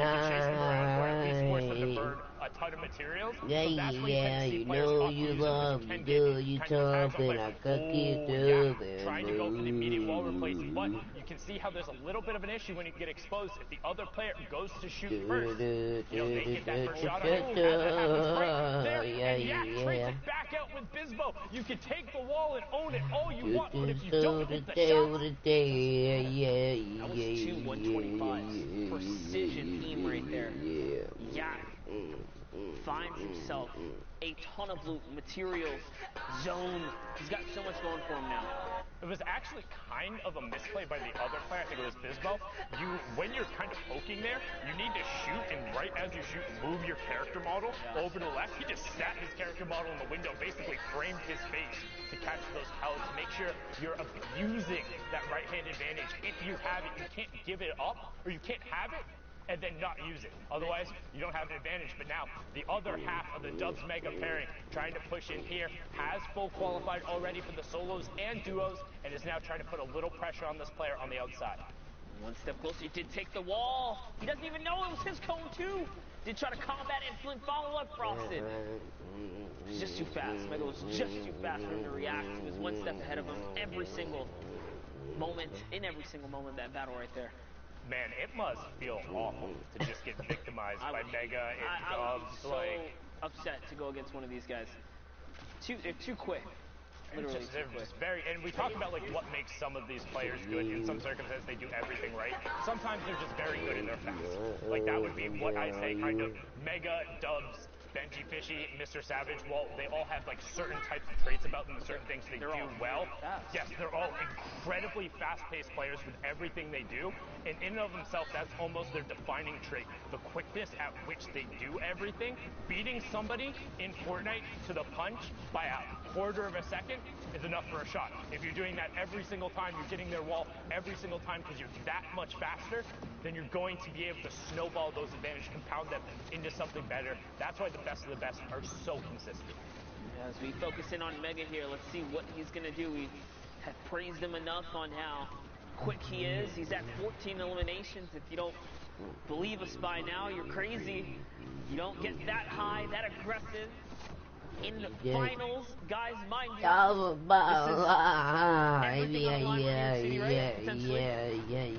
know you love them. You know you love the bell. Quick little flick right there.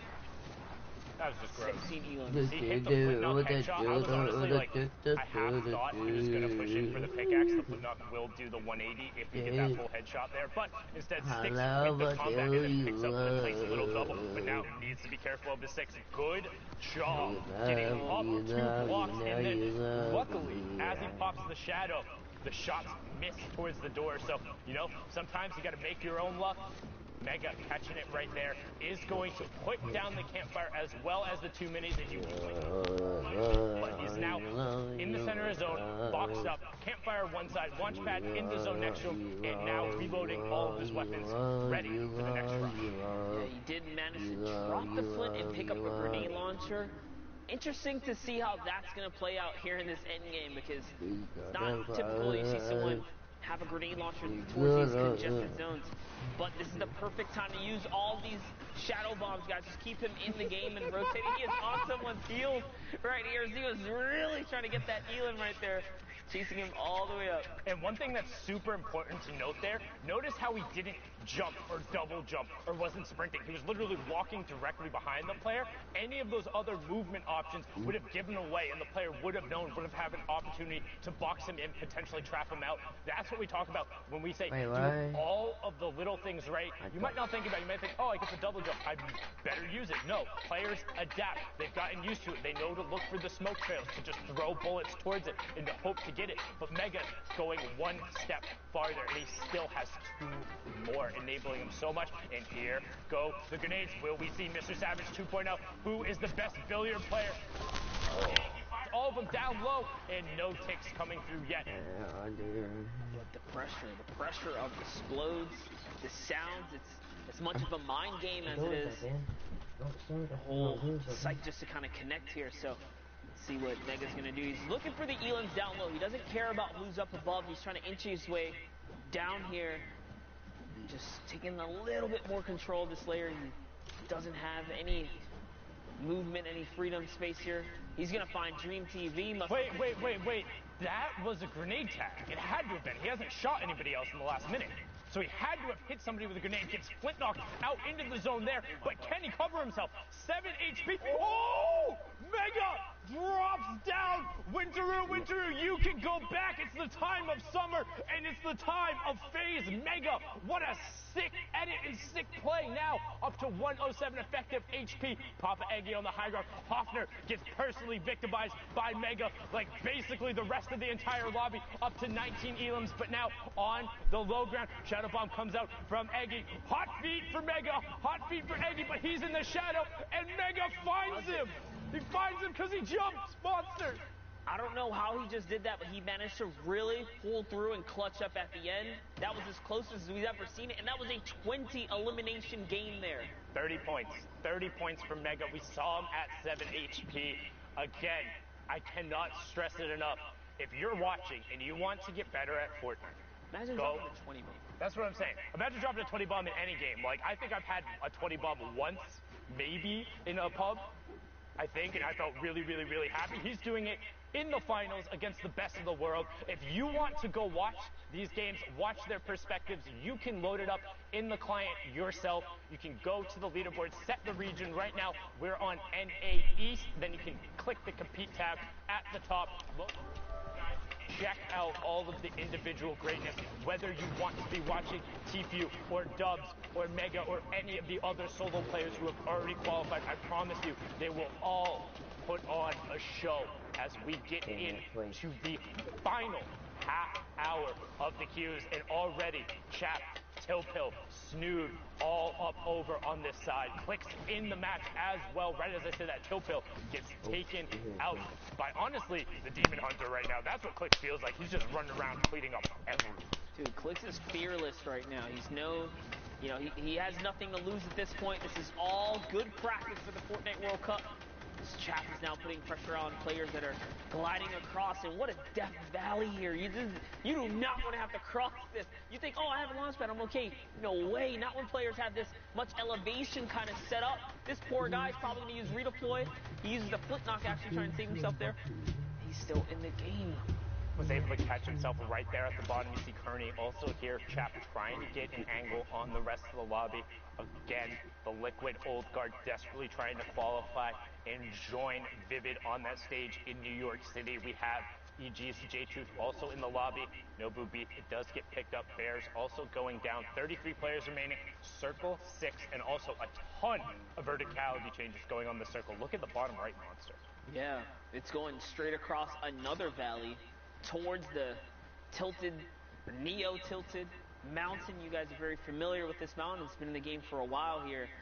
So to have to cross back, another steep elevation coming from the shifty side. Yeah, that old clock tower mountain gives a really, really good kind of vantage point over the rest of Tilted, but it's really awkward to kind of end up fighting around and rotating over because it's such a steep valley into then this kind of like gradual hill that drops off right after. So we'll see some interesting rotations coming out, but now on board here with Joy with that tactical assault rifle, trying to throw some shots over. You do see Storm Surge over on your right-hand side. Only one more player has to fall before that turns off, and the rotation is coming through. So Joy is going to be looking for those gatekeeping opportunities. You see him checking the angles as Shiga picks up Sensible. Temp gets picked up by Joy. He's going to be like, I'm out. Waiting for the opportunities to rotate over and away. The question is, how long can he extend out? The Shadow Bomb, not long enough. Going to opt to use the second one. Does get to tick over in the Storm as well onto Shiga. So good job from him. Look at that now, all the way far side of the zone. Manages to really just hop his way up and over all the builds. Perfect usage of the Shadow Bombs here. He hasn't even reloaded the tactical. He's already on the offensive push here. Another player did rotate by. He's kind of getting his eyes set on who's going to be his next victim. Went from 1 eliminations to 3. Will this be the 4th? And it is going to be the 4th. Let's have fun, okay? We saw him a bunch yesterday. Ending in the top 10. I think he finished about 6th. But doesn't look like he's having as much fun, okay, today, as J-Tooth picks up another Elam. Grandma goes down outside of the top 15. Says Lucky also down, another player who qualified for duos, looking for a solo qualification. You have Snood, the second best average Sunday finisher in the entire world, but hasn't managed to get a qualification spot. 2 9th place finishes for him. Will this week be his week? You see Joy shots up towards the top ground, and he gets pressed a bit with the drop down in the alley-oop afterward. Yep, and here it is. Joy has now found himself 2 layers up and over these opponents here. He's looking to see if he can just disconnect this entire build. Maybe he gets some fall damage. Needs to look up, though. There was a rift that went off. This is not completely uncontested, and boom, there it is. He realizes there's the 3 players in the sky, wants to hold this high ground, so he's going to push over towards this other player, and he gets it away from him, except gets the high ground ripped away from him, and Joy immediately looks up and places the trap down. Yeah, he did manage to pull that off. What is going on here? Click's still in the game. Baldy's still in the game as well. Click's pops through a big old rift. He's getting this nice rotation. He sees the mountain up ahead. This is going to work out perfect for him as Joy is probably running low on mats. A lot of builds coming out of him except going up. And Click just lands on the ramp, doesn't even care. No respect for Joy at all. Puts the double ramp off right there. Just absolutely took it away from him. Clicks in the top right, Joy in the bottom right. That's the fight that's happening in the high ground. You have two separate 1v1s. Clicks versus Joy, except versus phase attacks and attacks. Runs him over. Absolutely brilliantly done from him there. After taking out J-Truth, gets that there. So he has uncontested low, but with no bats to his name. So Clicks is just going to rain down on the lobby. Only 2 mats left on Joy and a singular Shadow Bomb that is there as well. Everything is pointing to Clicks if he can get his way down. Attacks, goes forward onto Joy, and Joy finds it. He gets the Cypher, but he's down on the HP lead as Clicks has the high ground, but is starting to run low on mats. Only has 12 left, but that's all it takes. The combat shotgun from nearly 6 tiles up. The hard aim down sights for Clicks. 3 elims, victory royale, locks it up with the 13 points. There's a reason he's qualified in duos, solos, and he's in first place. Well, right now, well done, Clicks, but the action doesn't stop. Again, 49 players left, nearly half of the lobby in this matchup. We're on board here with Raised by King Steens. 25 minutes left. Yeah, definitely was a crazy game right there for Clicks, but jumping into the next game, 25 minutes left on the queue. This is going to be a close one here for Steens. He is running out of time on the clock for the final opportunity for anyone, guys, to make it through the Fortnite World Cup final stage. This is it. This is the last moment. So another 50-man, highly congested lobby. Storm 6 is approaching. And we're going through Tilted. We talk about all of the natural structures and stuff that is already there. It's so incredibly difficult to move back through them. You can see Steens right now trying to pre-break a bunch of them. There's a player right next to him. Hits the shot first for the 73 and then forces the player to disengage. Dynamite coming over towards this whole structure. Will Steens push forward for it? First edit, second edit. Players right there phasing through the floor and opts to disengage. No shot coming out yet. Oh, he found it. He owns that ramp. That should be free. Yeah. Oh my, another 124. Guys, the combat has such a tight crosshair.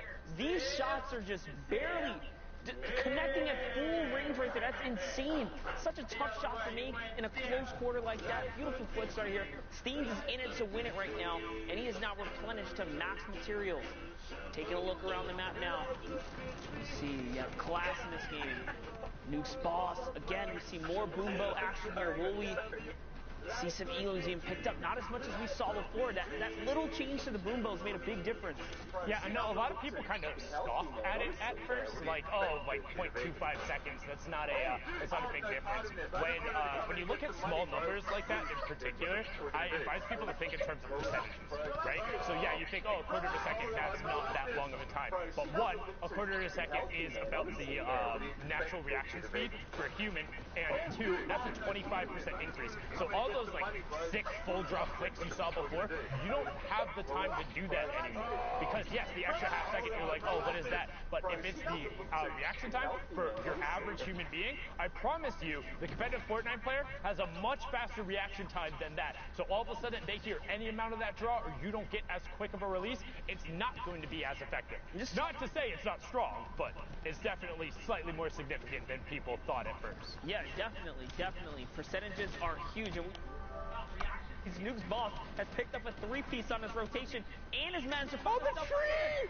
So close, hits the tree as Nut walks right past him. He did do the last bit of damage, so rewarded. Anti-cheat, we're going to have to look at that maybe for teaming, because Nut in the tree, similar names going through the tree, holding up there, just make sure. But no, brilliantly done from Nut.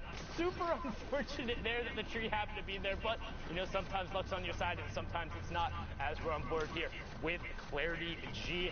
trying to find an angle, still has his baller as well as 2 shadow bombs, so a lot of utility coming out, has the heavy sniper as well, and you can see him just trying to find a spot to hang out with the baller so he won't get shot down. This is one thing about these baller rotations.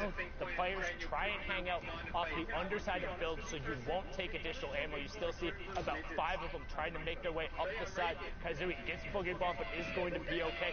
And this rotation is nuts and stacked. Everyone trying to go up and over this hill. As you can see, Nistic, Tech, Twizbot, CWB, Nobu BFO, Prodigy Aces, Tendy, Tuchen, all going down to the store in Old Man Mountain. He is patient, he is calm, and he will claim his toll. The lobby goes from 30 to 18 in the blink of an eye. Just over the mountain, a nightmare situation for these players that do not have mobility. And it's crazy because not one friendly launch pad came down, so they all went down. Everyone paid the price there.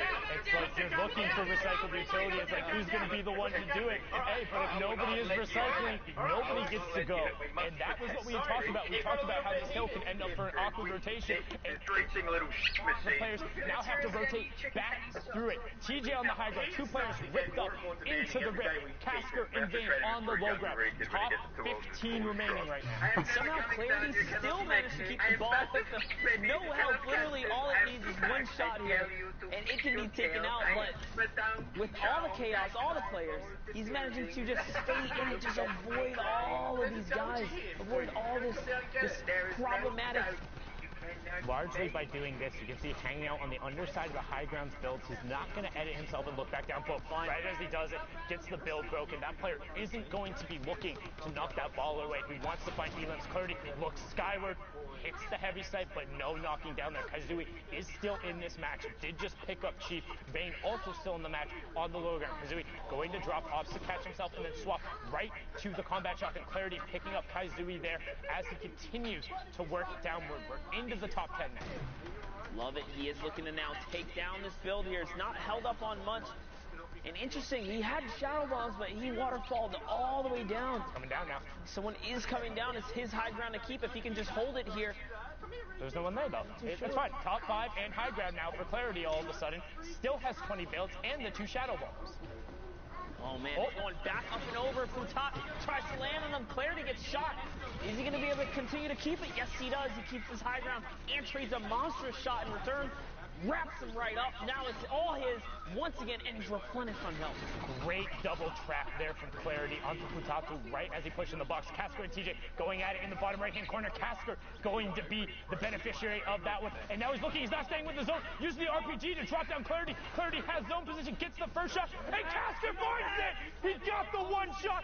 Casker, you lord! 5 elims, victory royale, 15 points there, pushing him up to 46. What a finish, my Lord Caster. Courage, that was pretty sick. Closer than that, right down to the final moment. Hits the shot he needs to, wins the game.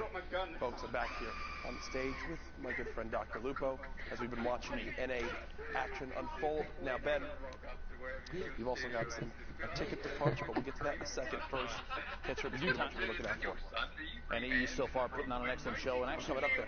One of the craziest things we've seen thus far up until right now is the standings have been kind of, it's a new set of faces. Yeah. This last week, everyone that's been fighting for those spots has risen in that top 10.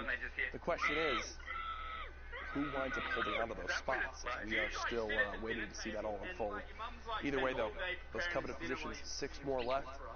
It's coming down to the wire. This is the last opportunity they have to make it into the Fortnite World Cup. 3,000 players from every region played through on Saturday to make it here, but right now, the top of the top of the top for NA East. Here's your standings. A quick refresh of everything we've seen. We just saw clicks. Multiple games so far today. 3 victory royales. Only 7. He still has 3 left. 66 points. He's already qualified. Yeah. So you have to keep in mind, too, players like Clarity, Mega, even though all the way down to the bottom, Colorful, those players, if they end up in the top 6 for NA East, all you have to do is just adjust the list of who's going to qualify. So if you freeze it right here, this is one of the craziest things. As we head into the final week of solos, freeze it right here.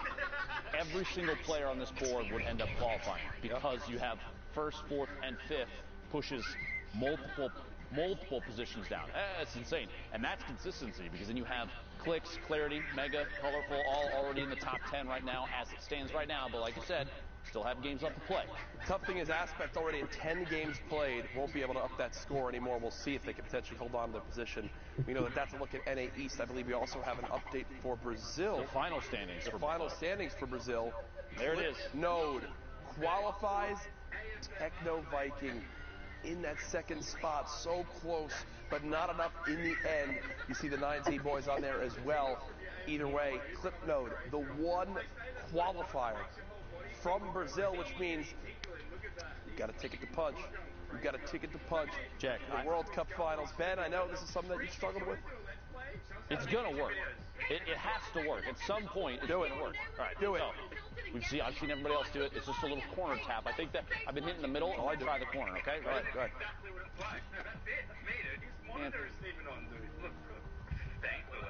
Ben.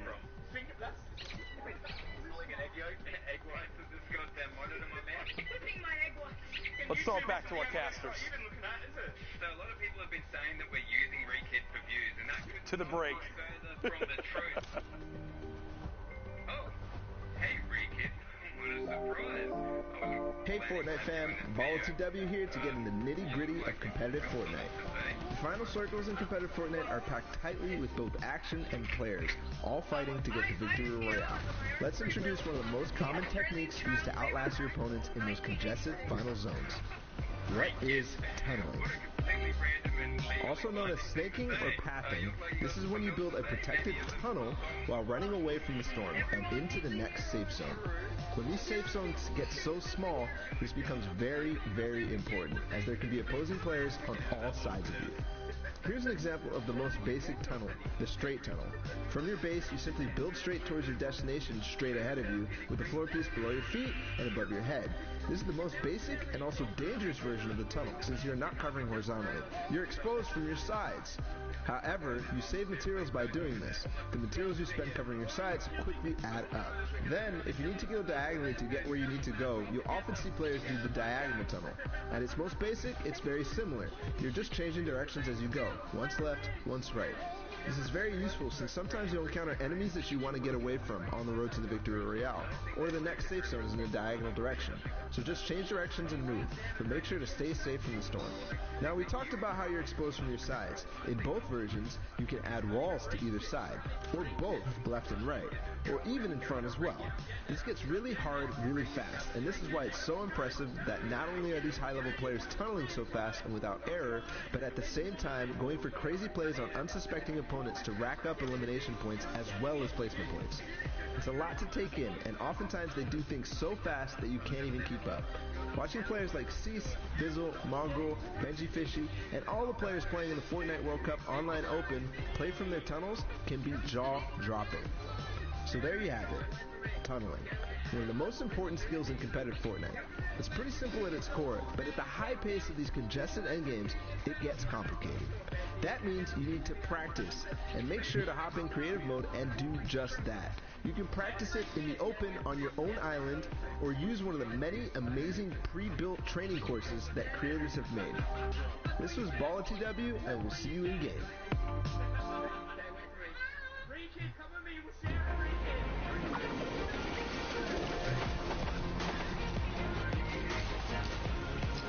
When it actually qualified, it's such a big achievement and something I've been working for almost a year now. It feels really good. I think it's one of my biggest accomplishments. It's just a massive pool of people. You need to be so incredibly proud of your son being one of the best, one of the best solo Fortnite players in the world. It's still hitting me like slowly. I was literally just laughing. Like, I was laughing so much. Wow, I won $50,000 guaranteed and I'm going to New York. Yeah, gonna keep it 50,000. As a kid, this is basically all you dream of. The hype's really real. It's a game I can compete in, and I think that's why I have so much fun in it.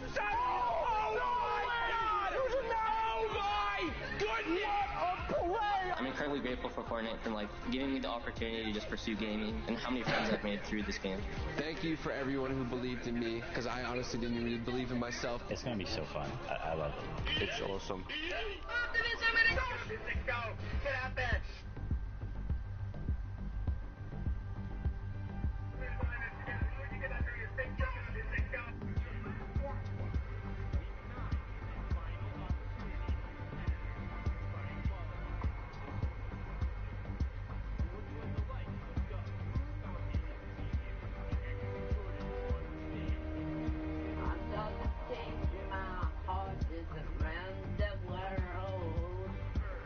Oh, yeah.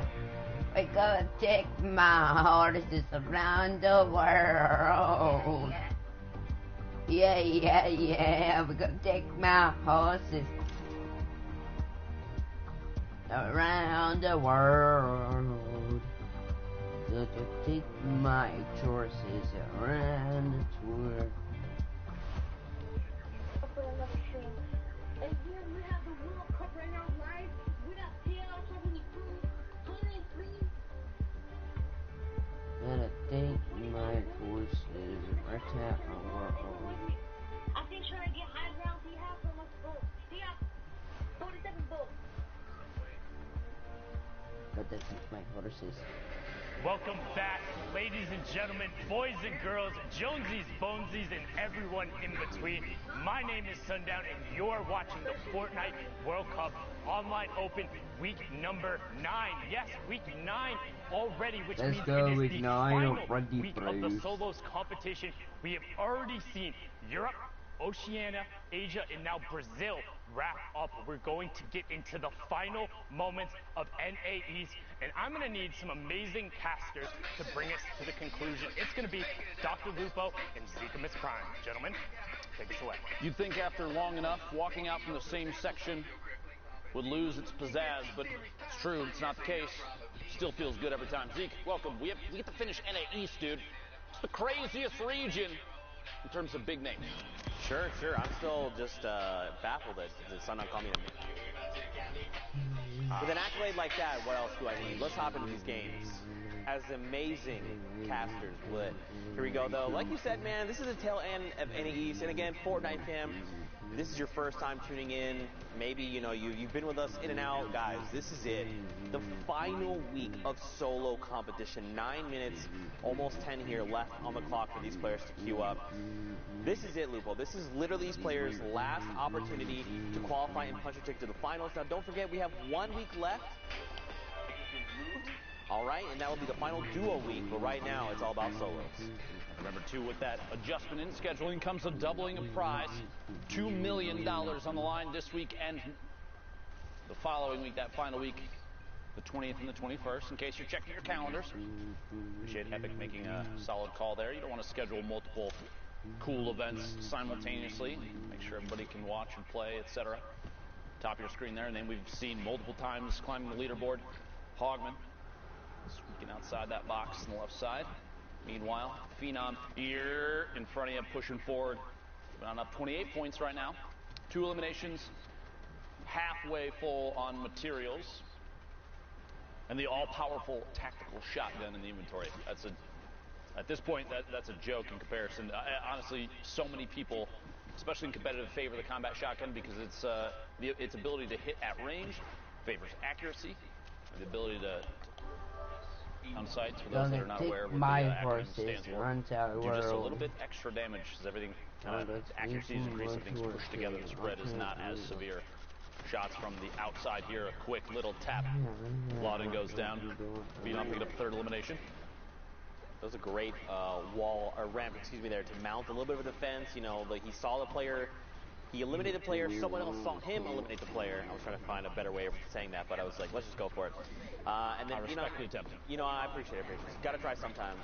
What's crazy? I think this is the first time we're today as one of these final ending zones. Now, don't forget, guys, top 25 is that placement threshold. 15, 5, the big 3 out are all the additional ones as well. And every elimination is a point. So, Dr. Lupo, these guys, we can't stress this enough. Like I said earlier, this is the final few moments. Everything they do is going to affect the standings, right? If they eliminate a player, if they get eliminated, maybe they make a bad call or a bad trade, it's going to directly impact the standings. On top of that, you can see big shifts in placement. Might come down to the point where some player may or may not qualify because of a single mistake. 1v1 that's lost, that kind of situation. Red's right on the outside. Graska finding 2 eliminations. The second the follow-through is on tilt. Pushing up the ramp here. We're in the top 25 now. Placement points going out for everybody. 41 points. Enough to put Graska closer to the top 10. Love to see that. Can't fire down to probably the only time that might be this safe. Even then, not very safe. It's multiple players applying pressure, shots squeaking through the walls. Graska's forced to turbo build, try and save himself and a chance to heal up on that campfire. He saw High Sky rotating next to Graska, making it out just barely by a hair. 52 HP is enough for a combat shot at him. Graska have to go back to the lobby. 52 builds left in both mini spots. 102 HP. Just kidding. 152, maybe 200 in a second here. We'll see. Graska trying to find another elim. Quick edit back down into his own build. Pushing forward in the outside rotation in front of his opponent's box. Owning as many of the surfaces as possible. Really, really solid heads-up play there. Phenom out by the storm because of the damage dealt just moments ago. Top 15, top 13 now as Graska picks up more placement points and the eliminations from his previous opponents. Now don't forget, Dopai is up above him. Down below is Shaz, and look here on the lowest ground. High Sky there as well, and look at the rift, just sending players into the sky. So now Graska's not on the highest ground tarp, so he's got to make a decision. The guy on the top, Dopai, is going to be looking up because anyone could try and potentially contest high ground. So now he's probably going to turn his attention down below. He could go for the contest and try to overtake high ground, but right now, man, again, when every single interaction matters, it's better to just wait it out. Try and get those placement points first, and then go for elims, right? Seeing a slightly lower average score right now. But in here, Statsy goes down. All right, Logri on the outside. Push there from Graska. E11 feeling real good about their recruitment right now. We've said that about Ghost, FaZe, and a number of other teams in the past, but right now, Graska definitely putting on a good show. E11 doing an excellent job, feeling good about all their players. Oh, look at that, up on the high ground. Graska goes for the contest, and he overtakes, man, words, what's going on with me today? Overtakes Dopai up on the high ground, and look at this dude, he's dropped into critical HP. He's just got to bail on the entire situation. He's like, Graska, my bad, man. I didn't know it was your high ground. Sorry about that. Good to go now. Yeah. Almost here. Top 5, Lupo getting close. 80 damage there. Graska looking to follow through. Pick up an elimination. Going to double layer above. You want to keep ownership of as many surfaces above as players rotate. Look at that shot. That's exactly why. Takes ownership of the ceiling. Quick edit. Shaz goes down. 4 players remaining. 8 elims right now for Graska. Big game. Victory Royale or not. We'll see here in a second. Dopey on the ultimate low ground. 30 HP, it looks like. Trick and Nyko King fighting it out, the same tarp, the same box. Nyko King drops out just before getting the elim and actually goes down himself. Trick going down to Graska. It's a 1v1 with Dopey with no builds, 29 HP. Here we go, the shots from above. Constant pressure is all it's going to take, as this is Graska's game to win. Imagine a loss right now. Yeah, right, it couldn't be me. And Graska takes it home. Very well executed for him, just identifying, when to go for the high ground retake. Obviously, you want high ground heading into these later circles, but, you got to know when to do it. Because if you just go aggressive and you're like, you know what, I'm just going to challenge this guy. Oftentimes, it's met with a combat shotgun to the face. Timing is everything. Timing is absolutely everything. If you, like you said, if you have a player that pushes up at the wrong time, maybe that player that has the ultimate high ground is already aware of everything that's going on. Could literally have a bead on you from above. Maybe you flint knock up, maybe you redeploy, anything. You're putting yourself in a shotgun in a position that basically says, please shoot me out of the air. Have this elimination. Excellent gameplay there. By the way, if you are on NA East, we are in the last 3.5 minutes of queue time. Get the games in, or that's a big misstep. Why would you not? Just do it. I mean, especially if you have extra games, just hop in and go for those elimination games or throwaway games, as sometimes we refer to. If it's your last one, though, definitely play it all the way out for placement. Yeah. So important. Absolutely. Pick up extra points there. See the mark for the circle. I mentioned that earlier. Very kind of cool that we can see that from this view. Karu from the Twitter gang, or I'm not sure. I think that just means he's everyone. I just love all the different prefixes and stuff that they put in their names. The smiley faces at the end. Is goated. Spams L2. I will not lose. Love it. Love a billion of them. Picks up air cooled there in the crossfire. Now he knows someone else is close. Lux here as well going to get picked up. And someone's going to send Stinks RPGs, the likes, over Karu's way. But look at all this free loot. I believe that is a Chug Jug as well. I mean, I feel like if you're going to go ahead and dedicate the 10 seconds for the Meg, just take the extra 5. Chug. Why are you not using Chug? Listen, Drew, why are you not using Chug, bro? It's you know, maybe he's just feeling a little bit of pressure here from things around him. Remember, we have more, I guess, like insight on this just because we can see more. We have more information than Killer does in this game. So I feel like he's got to have the audio cues to know that no one is around him, or at least no one's going to pressure. The only thought could be, is there someone maybe 1 or 2 layers up with a heavy snipe, someone that could drop into this box and apply pressure, and I'm not really expecting it. Yeah. But he was already at such high HP and shield. Look, he's even standing still right now. This is just so you know at home. Look at that. That wasn't even a spectate issue. That was literally he sat there and did nothing. Yeah, at that point, you might as well just take it to charge. And just leave it behind. You know, listen, it's okay. Leaving it behind now makes sense. Yeah. You're not going to get a chance to use that, but not using the chug in that moment feels like a misplay. It's all right, though. Hopefully, very Crew can well figure this out. could come back to bite him. But look, if he gets a siphon, he's going to be fine. Yeah. You know? That might be what he's banking on. It's like, look, he read the script, right? He knows that this is about to be an Elam for him. Joke, by the way, internet, Reddit, please. There's no actual script. We're kidding. 30 players left. We'll get a top 25 soon. Crew just rotating around inside this baller. Not putting too much pressure on anybody. You don't want to make yourself a target and make anybody frustrated. You break their builds, that kind of thing. You know they're going to lash back. Calebur and the Pete pick it up. Elam on Tandy. Players in the ultimate high ground stills. Caru's rotating this ball. He's not the only one, though, as you see a swarm of ballers in front. Right here on the edge of top 25. And this is what we're going to see, right? Everyone's slowing down their game. Just unfortunate to be edged out right there at the end. And this is probably when you wanted to. This is the least optimal time. Right on the edge of top 25. Because the heartbreaking, because you've wasted 20 minutes getting to the top 26, and then you get popped. Whoever you see in the feed next, oh, there it is. I believe it was Swifty Slides goes down. Very sad. Yeah, if you jump into a game and you're eliminated like 86, maybe pick one Elam or two, you're like, you know what? No big deal. I hopped in. Good use of time. Yeah, but if you hop in like that and you get eliminated, it's rough.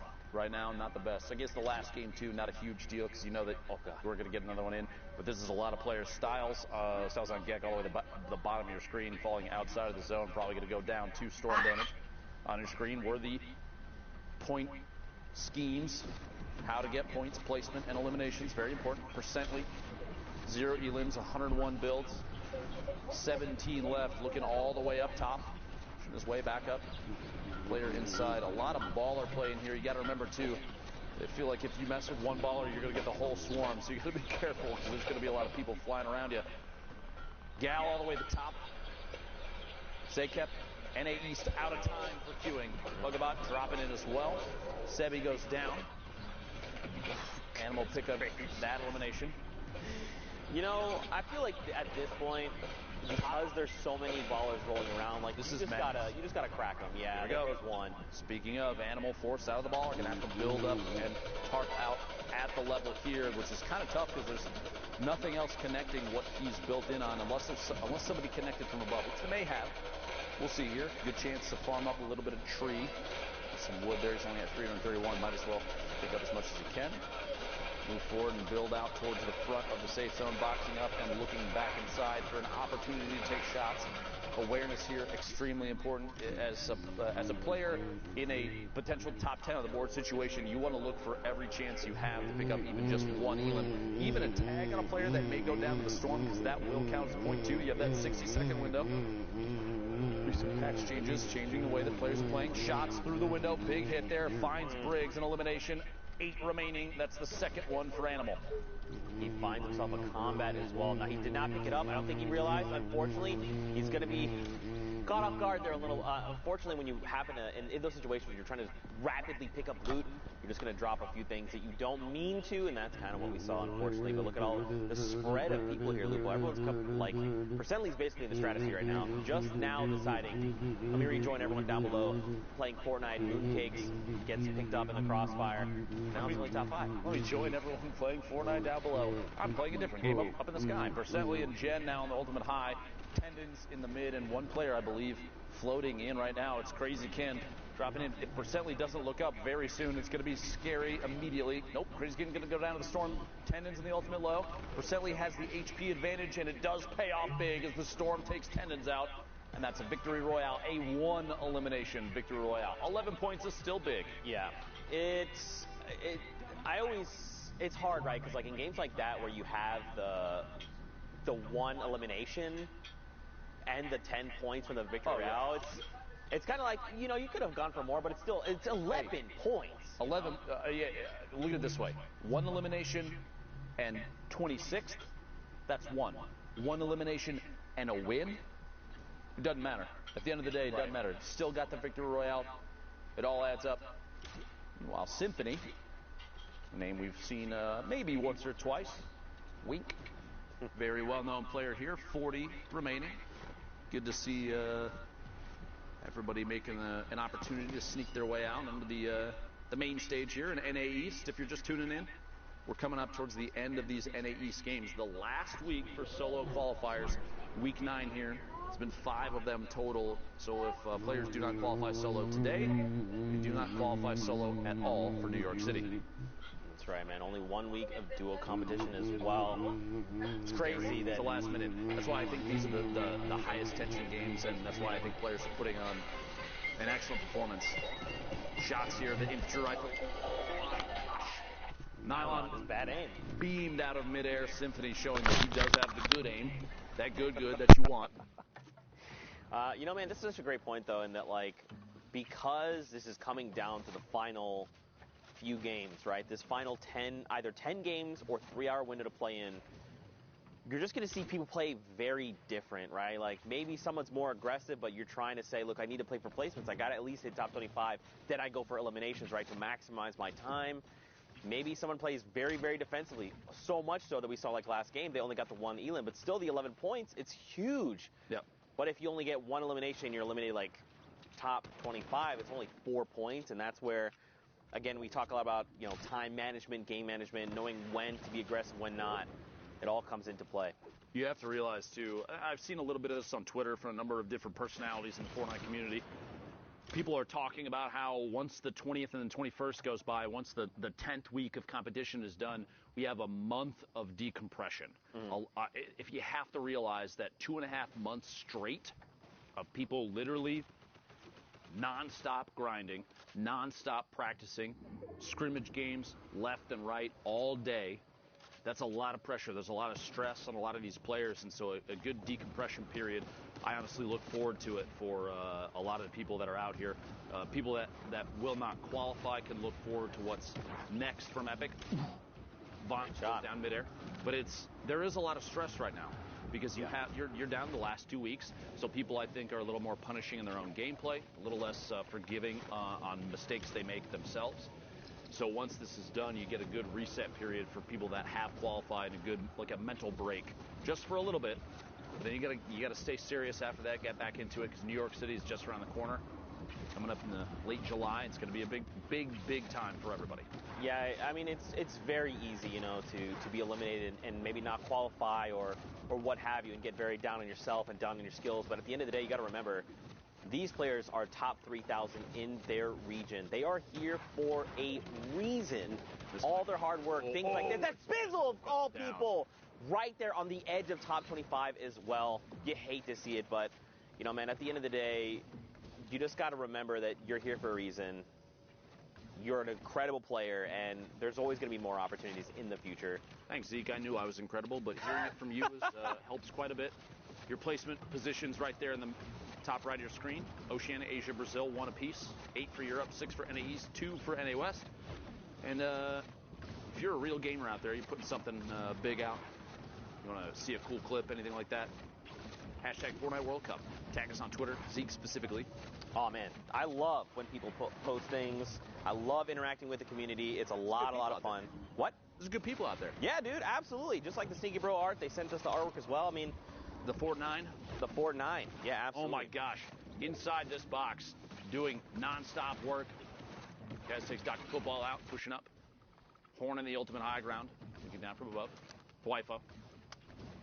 No shield and trying to rotate forward. Vivid from Liquid, another player we've kept our eyes on previously. I actually caught a clip of Vivid flying off the map earlier in a quad. You got to be real careful with those, bud.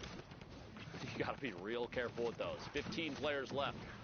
Placement points out for everybody involved. Kez still inside